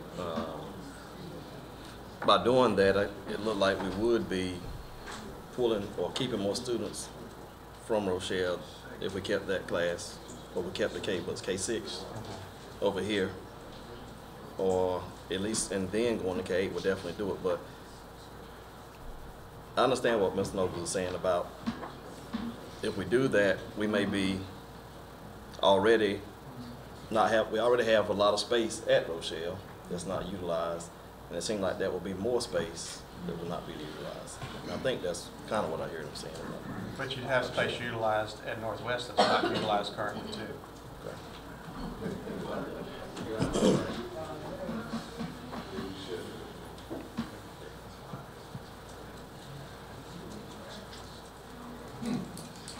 I'd like to say I have been on the task force. I've been involved in some of the meetings, and I know what is it now? Probably, what is it, 50 or 60? Is that what it is? It's about 60. About 60. And I know it would be impossible to have everyone that lives or resides in this county to come to the meeting, but I know you'd have to work out some other things too. But I think it would be very helpful if people that have concerns came to the meetings, even our board members, and hear these people discuss these things, and I mean, I don't think anyone is just jumping out at ideas and grasping straws. I think there's been a lot of thought process that's been put into it. A lot of people that have had experiences, and I tell people all the time, I'm on this board, but I'm not an educator. So I've looked at these people that are in these in our central office, in the buildings, in the classrooms. I look at those people for guidance, because they know a lot more about it than I do. And there's been a lot of thought process been put forward by the people on this task force, in education, in the school buildings, in central office, in parents. So it's not just something that someone's just saying, just pull an idea out of the air and say, hey, I think we need to run with this. Because this has been going on for 2 years now, and there's been a lot of discussions, and And I mean, I read these and I understand these because I've been there, you know, and heard the discussions and heard the reports. So it's a lot easier for me to understand these things. But I think if people would come to the task force, to the meetings, and hear the discussion that's going on, I think it would be a lot easier to understand rather than just seeing on, you know, on a report on the computer. It'd be a lot easier to understand what the concept is and where the you know, the recommendations are coming from and the support that they have for the recommendations. I understand the support, but are we really talking about the real? You know, I just want to say this. Are we really talking about the real reason that people don't want to send their kids to Rochelle?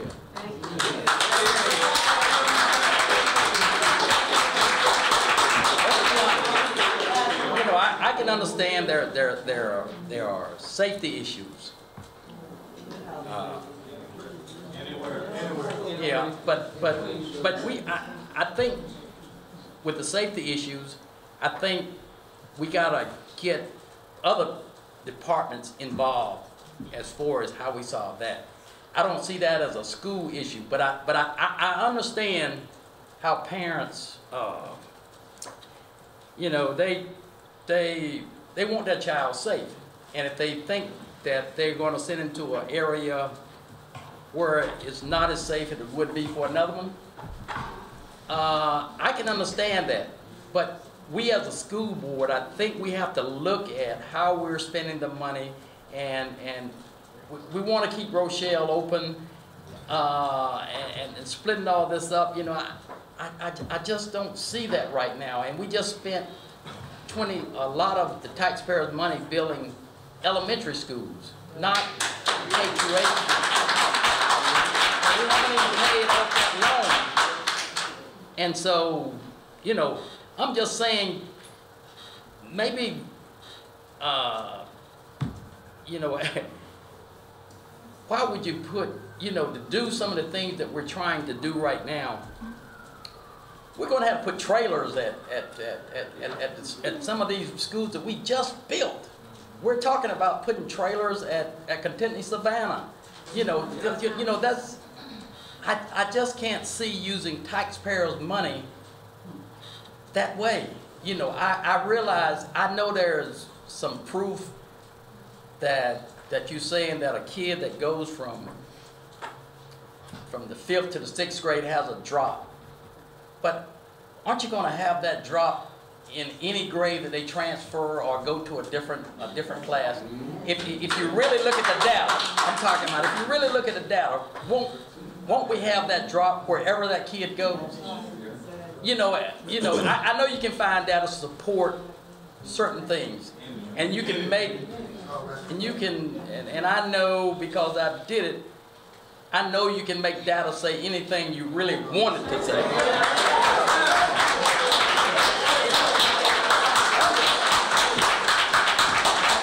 I'm not trying to make an issue out of it, but you know, I can't see this move as being everything for the children. I think the parents are afraid, and trust me, I understand that. Amen. I understand how people feel about their children, and you don't want them hurt. But what we're doing is just not it. I don't think, you know, I think we need to resolve some of the issues that the city has as far as the safety of everybody. But I don't think it's all about the schools. I think if you look at the records, there haven't been any killings or that much trouble at Rochelle than some of the other schools. And so,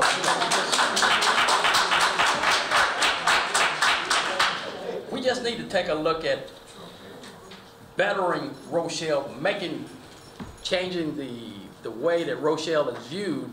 I think that is one of the biggest problems that Kinston has. You know, East Kinston, you know, everything you hear about East Kinston, you know, it turns a little negative. And so what I'm saying is, let's look at everything.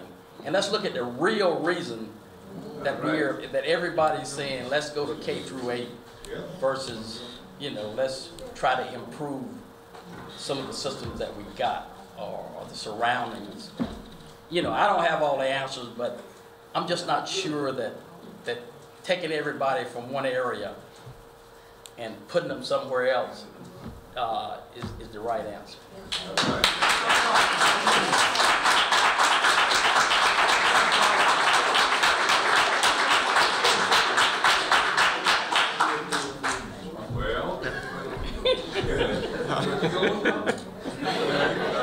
Mr. Chairman, Mr. Nobles, the only person that I heard tonight say anything about tearing down Rochelle School or doing away with Rochelle was one of our audience members. I've heard no mention of that from any board member, any administrator. That comment came from someone in the audience tonight. I attended Rochelle School. I think it's a great facility. It is in good shape. It's in wonderful shape. I toured the school just 2 weeks ago. But if we keep taking kids out of it, economically it will not be reasonable to keep it open. And I would reiterate my comment I made. Come to the meetings and listen to the discussion that goes on. And some of these fears, I guess that's what it is, because we don't know. It becomes a fear for some of these fears that we're having. If you'll come to the task force meeting and listen to discussion, I think that'll help people understand a lot more about, you know, what the questions are, what the fears are. I mean, I haven't heard any discussion, and I'm going to be honest with you now. I've been on it for 2 years now. I mean, when we were talking about K-8, nothing was said about Rochelle. Nothing was said about this was the reason to do it because of Rochelle. Nothing was said about Rochelle. This was talking about a plan to do it countywide, to look at the possibilities, because you did have that drop off from 5th to 6th grade, especially in test scores, and that was one of the reasons that the research showed, you know, that when you go K to 8, you don't have that drop off.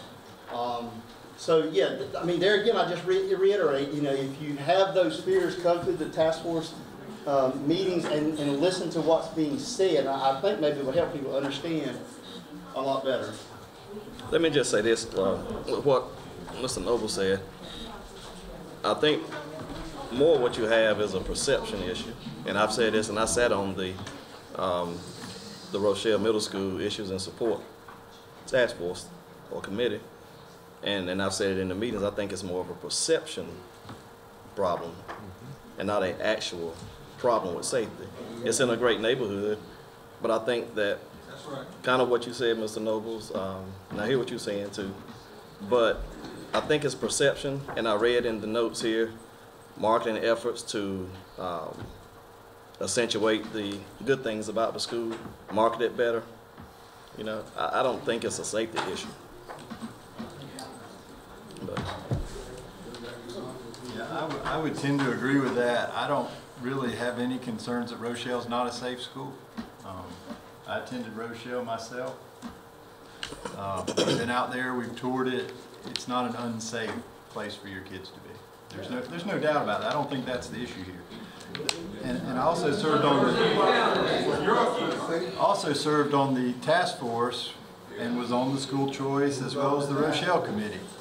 So I basically heard all the discussions. You know, this concept, K-8, came about specifically when they were trying to address the gap between 5th and 6th grade. The committee looked at it as a way, as a district, to stay away from the gaps. I mean, we know kids lose educationally between those grades. There are a lot of studies out there that show that K-8 is a better academic model for students. I know somebody accused me earlier of not mentioning the students. The children, is it about the children? K-8 would be better for the children. Everybody I've talked to who's an educator, who's in the field of education, I haven't heard any of them say that K-8 was not a sound academic model. If we're going to move to K-8, though, frankly, we need to do it on a district level. It's not an answer for Rochelle's problem. It's not going to solve Rochelle's problem. I sat on that committee too, and a lot of that problem is perception, and it's perception in the community. And how you change that, I really don't know, to be honest with you. We debated it for the last 6 months. How do we change the public's perception about Rochelle? How do we make them see some of the truths of the good things that are going on there? And it's just a really hard question. John, the only reason that I felt that it was based on Rochelle, look at the group of people that came forward leading this charge. Northwest, the kids have to go from Northwest to Rochelle. That's the group that's leading this charge.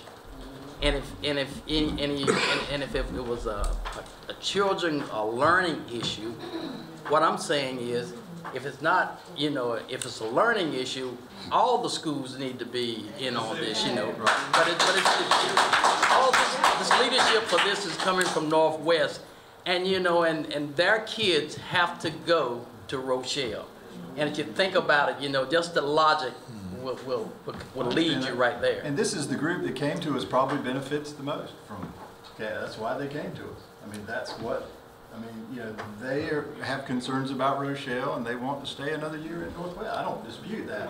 But the fact is K-8 came to our attention more than a year ago out of the school. We had a debate last year about K-8. The parents came in and said, don't go K-8, don't go. I mean, we talked about this a year ago, which was at least 6 months before any of these parents at Northwest ever came to us. So I would dispute that the parents are the instigators of K-8. I think they've got a hold of the concept and they think it would benefit their children. The other issue I did want to raise is, Contentia Savannah right now is our only K-8 school. And it is probably in the most demand of any of our schools. It's largely full. We've got a waiting list to get in here. People aren't being able to get in that K-8 school. We had to turn down people who wanted to be at the K-8 school this year that couldn't get in there. And some of those students are at Rochelle. They wanted to go to the K-8 and they couldn't get there.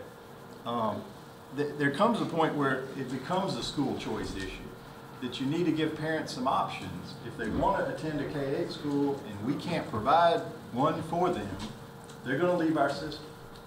I mean, that's the bottom line, and that's what we need to prevent. We need to be drawing people to our system, not running them away from our system. And it just seems to me, from what we're seeing, there's more demand for K-8 than we have K-8 schools to provide. And it's not an answer to Rochelle. It's not directed toward Rochelle. But if people want K-8 schools, I mean, I personally think we should provide at least one K-8 option in every high school track, so that if parents like the K-8, they can participate in it. If they don't like it, they can go to a traditional middle school. I don't know what's wrong with giving our parents more options rather than trying to make them have less options. And that's really where the concept came from and why it was supported by the task force. Fair enough? Yeah. Folks in the task force aren't sitting around trying to figure out how to segregate schools or get around anything. They're just trying to figure out how to better serve kids and better serve families. I just wanted to ask Billy, though. Billy, has anybody in Pinky or at that elementary school talked about K-8? Nobody's come to me and mentioned anything about it. The parents from Moss Hill have come to us. The parents from Moss Hill asked how to go about this process. At the last, actually there was a parent that asked that at the last task force meeting. So I think the next group of parents may be from Moss Hill. Okay, but There are folks talking about it across the district. And so I know we have the group here tonight. The last group we had in here was from Banks that was opposed to this. The whole point of what we've been doing is to try to talk about what is best for our kids and how we could look at some changes that could help our kids and also better serve our parents so we don't lose them to other places.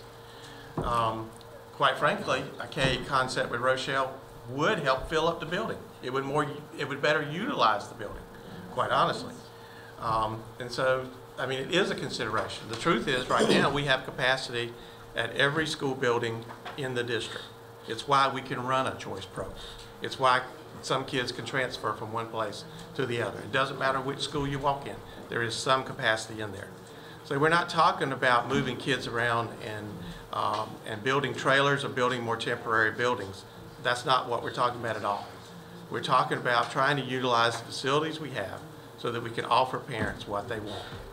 Because they're going to find it somewhere else if we don't provide it for them. That's what our discussions have been about, the School System Improvement Task Force. The parents that come and say they want K, what is their reason? Do they voice the reason they want it?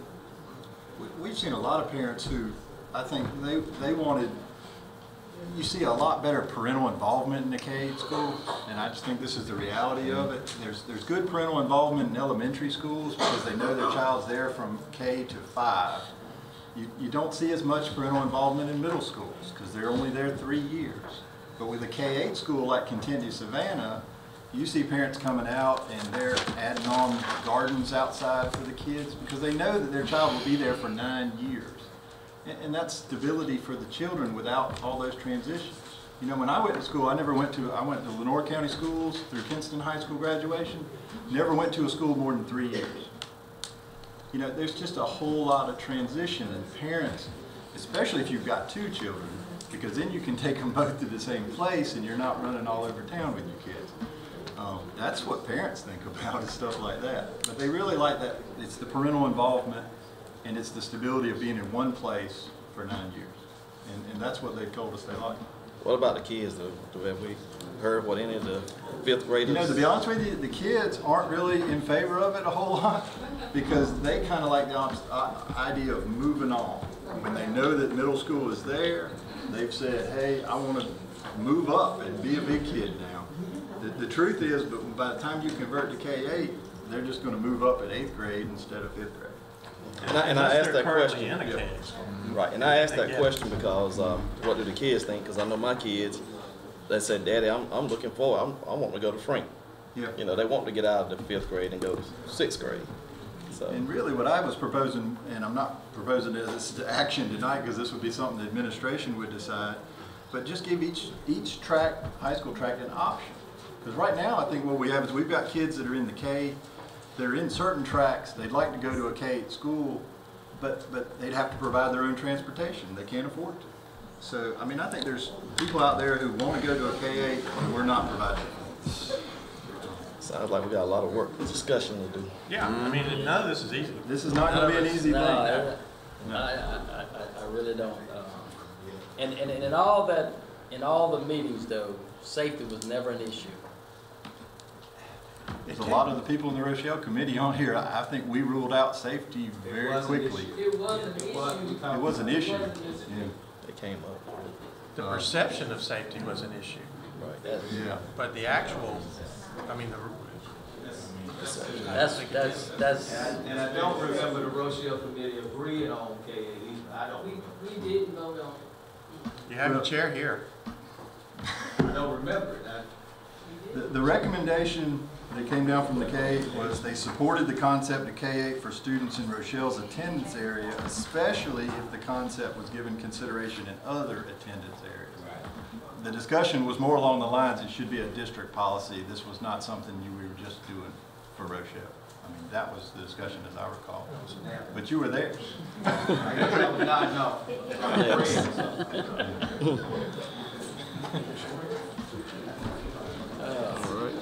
Okay. Okay. Any other questions for Dr. Mazingo? I like to go on record for disagreeing. Reverend Bridget disagrees. The next item, that was just an informational item. There will not be any votes on anything from the School Improvement Task Force tonight. The next item is the financial report from Ms. Davis.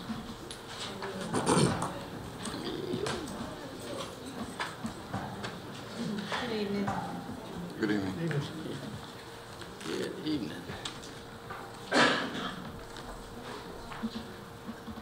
The financial report reflects the year-to-date activity by providing revenue and expenditure information as to all the sources of funds received and expended by fund and purpose as of April 30th, 2015. Please note the fund balance will decrease in May because we have the second half of the certified staff supplements coming out in May. Any questions?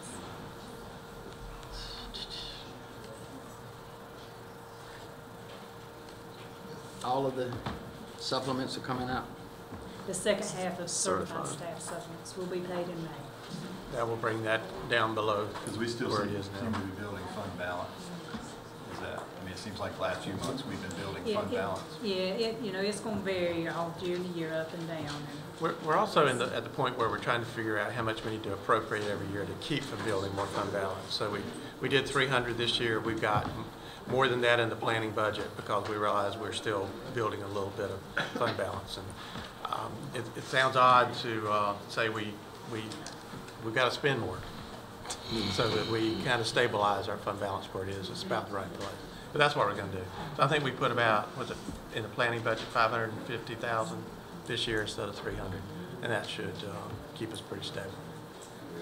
What are we looking at, Lisa, as the right amount for the fund balance? You have a... So what is churches doing wrong? It depends on who you talk to.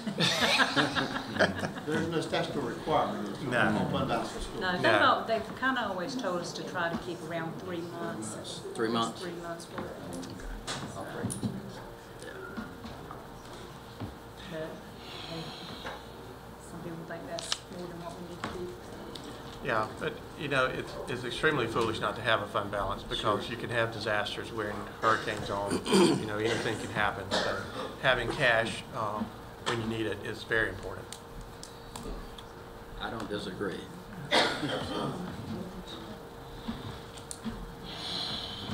Any questions for Ms. Davis on the financial report? Good. We'll move to the action portion of our agenda, the budget amendment number 4, Ms. Davis. Okay.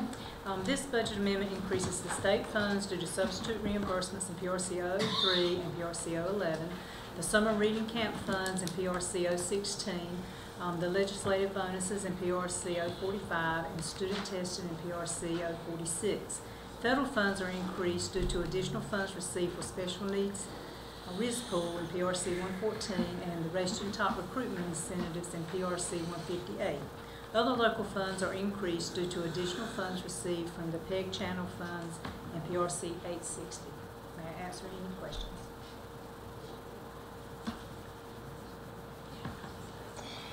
Motion to approve the budget amendment as presented. Motion made by Mr. Hill. Second. Second by Mr. Nobles. Any further discussion regarding budget amendment number 4? Therefore, all in favor, raise your right hand. Budget amendment number 4 is passed. Next item is Ms. Davis, the payroll and due dates calendar for the 2015-2016 year. Okay. This calendar will establish the payroll dates, pay periods, and the due dates for the 2015-16 school year. And it's very similar to the one that we've been bringing to you for the last several years.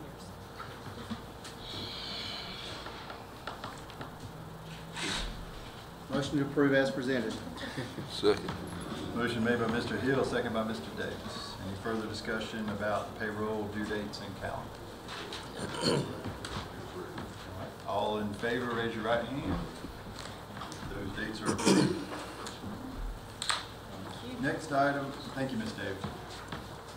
Next item is Ms. Lynch with the proposal regarding the private pay pre-K program.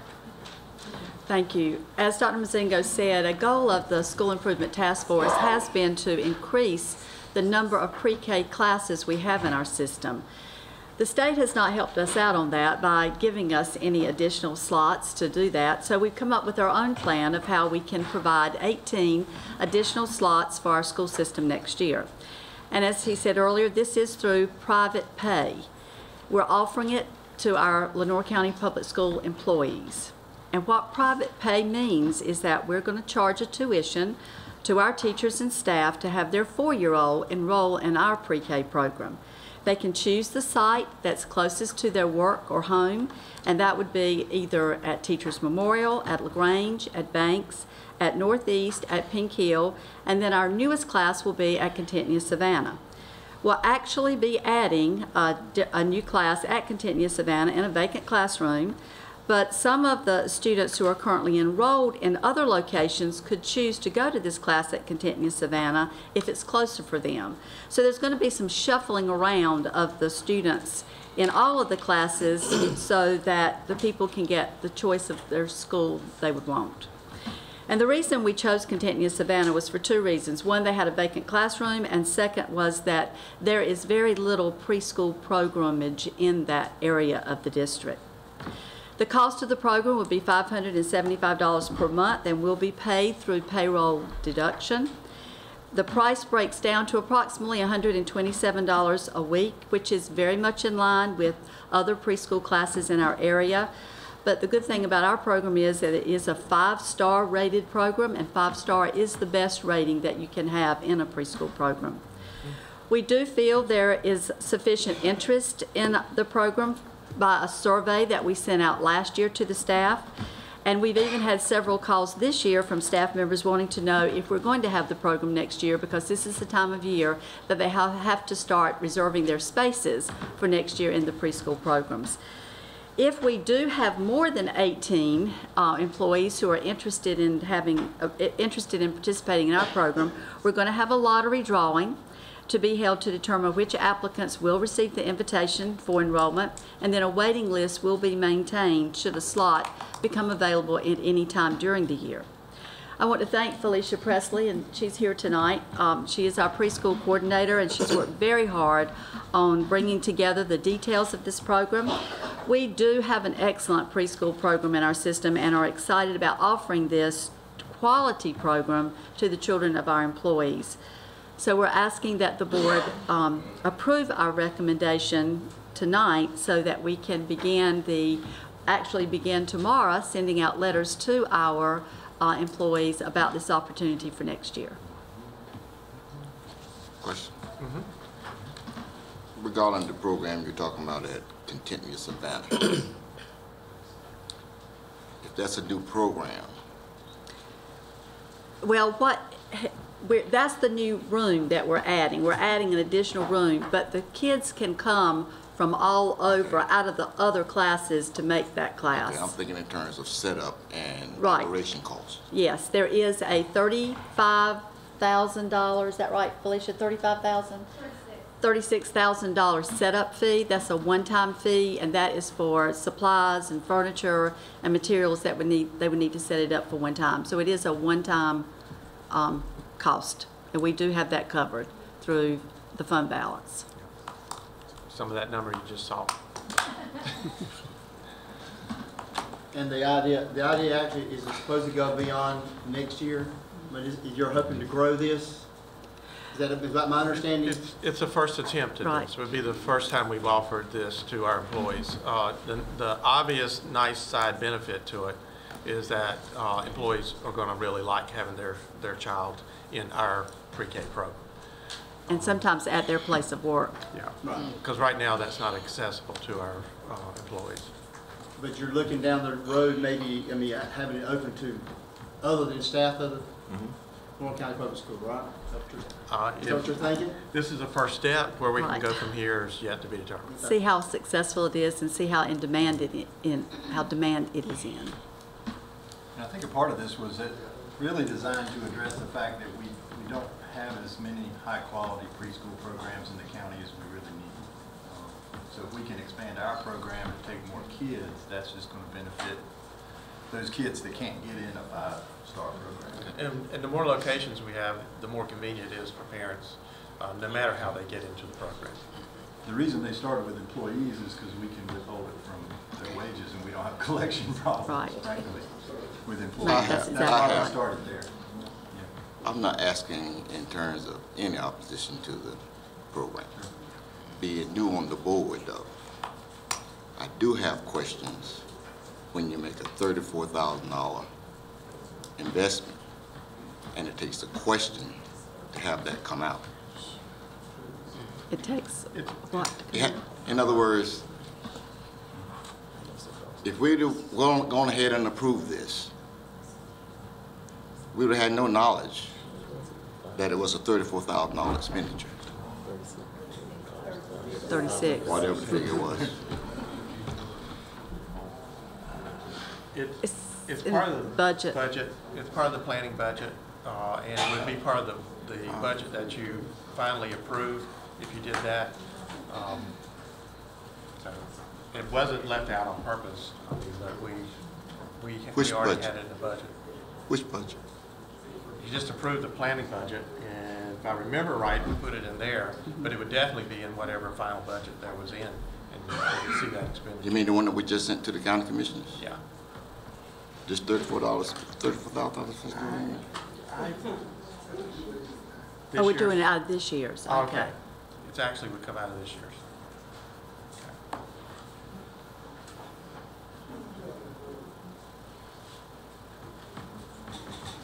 I think it's important to know that most of the funding for the preschool program, and Felicia, you can chime in on this, doesn't come from Lenoir County Public Schools funding. She blends her funding mainly from the Partnership for Children and from the state. So very little of Lenoir County money is ever contributed to the preschool program. She's very good at working her budgets to support the programs that she has. I think the tour that we had at Teachers, the program is very impressive. I move we approve. Motion made by Mr. Anderson, second by Mr. Hill. Any further discussion on the additional pre-K class? Well, yes, since we already got the budget downsized, what's the negative, what's the drawback, are there any? I certainly cannot think of one, except that one-time cost. Okay, one time, okay. But that's a very good investment. I agree. Any other discussion? Therefore, we'll call it for a vote. All in favor of approving the pre-K classes, raise your right hand. And it's approved unanimously. Next item is Dr. Mazinga, the Lenoir County Community College Board of Trustees appointment.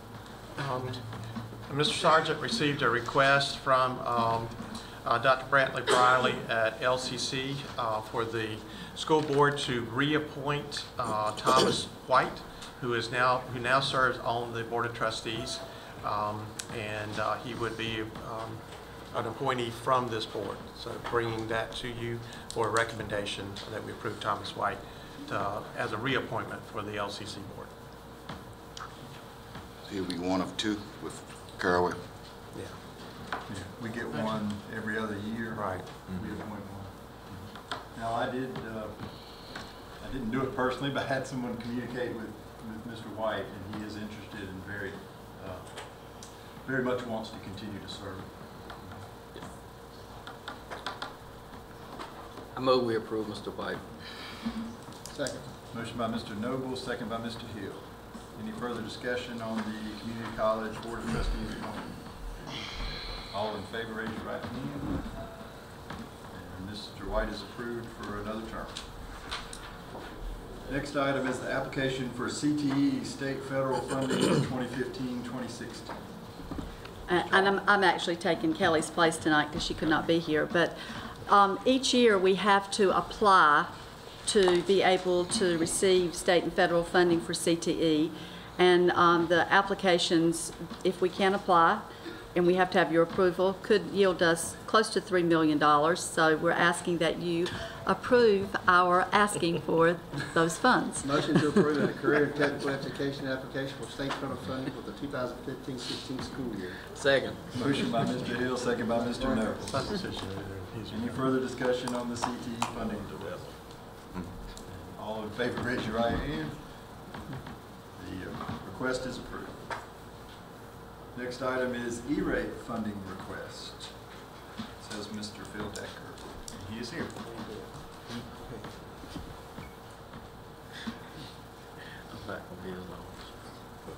Good evening. I'm requesting board approval to apply for E-rate federal funding for the 2015-2016 school year in order to provide infrastructure upgrades for the school buildings in the system. This will include replacement switches and some replacement wireless access points. Each school is allowed a budget based on the ADM of the school. If the federal funding is awarded, the matching 15% will come from the Fund 8 E-rate funds, and my recommendation is to approve the request. Move reapprove for the funding. Motion by Mr. Nobles. Second. Second by Mr. Hill. Mr. Decker, I assume this has been coordinated with our one-to-one project and that we're seeking funding that's going to support that project. It is in support of that project because we do need infrastructure upgrades at many of our schools. The switches that are there were installed over 5 years ago via E-rate funding that we received at that time. Have we had E-rate funding since then? We have, but not for infrastructure. Not for infrastructure. The E-rate funding has changed over time, and there is a new amount of funding made available this year. It's a funding that's available for a 5-year period, but you don't have to wait all 5 years to spend it. And we're applying for all of it up front.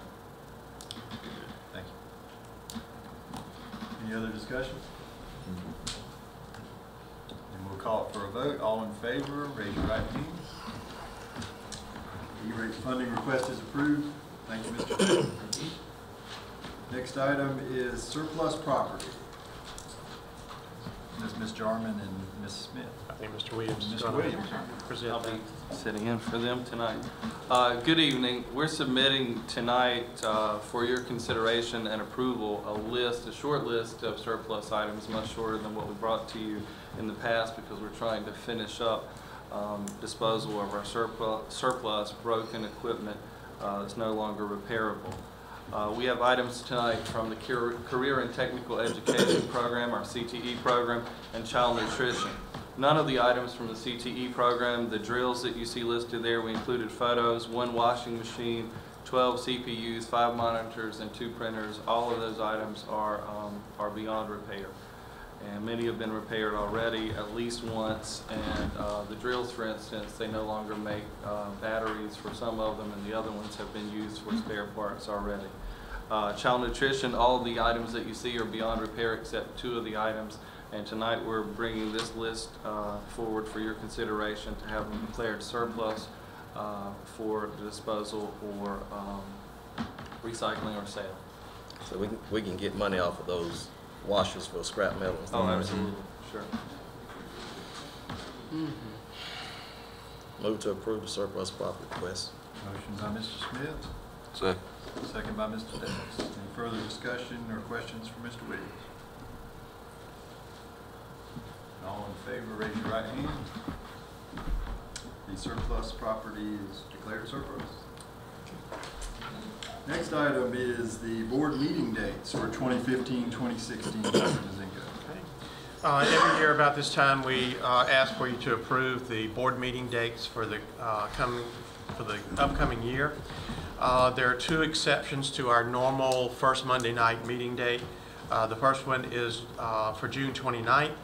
We move the July meeting every year to the end of June so that we can close out our fiscal year. June 29th is a good date for a finance officer. That gives her as much, hopefully, as much time as she needs to finish closing out the year, because we do have to be completely closed out by June 30th. There is no June 31st and 32nd anymore. The other change, September 5th, is a holiday, Labor Day. So we're asking you to move that meeting to Tuesday night, September the 8th. Other than that, those are the first Monday nights of each. All right, I got a little question. Yeah. So if Monday is September the 5th, Yeah, I just September the noticed 5th is a Monday, how is Tuesday the 8th? That would be called a typo. So are we looking at So September what's the 6th? We're looking at September the 6th? Okay. 6. Let's just say the Monday after Labor Day, so we're sure whatever the date is. Tuesday. I mean, Tuesday after the Monday Labor Day. Thank you. We'll get it right. So that'll be September the 6th instead of Yeah. September the 8th. Right. All right, thank you. Put one down for Becky. Make a motion, we approve the calendar with the correction. Motion made by Mr. King, do we have a second? Second. Second by Mr. Nobles. All in favor of approving the calendar as presented with the correction, raise your right hand. Calendar is approved.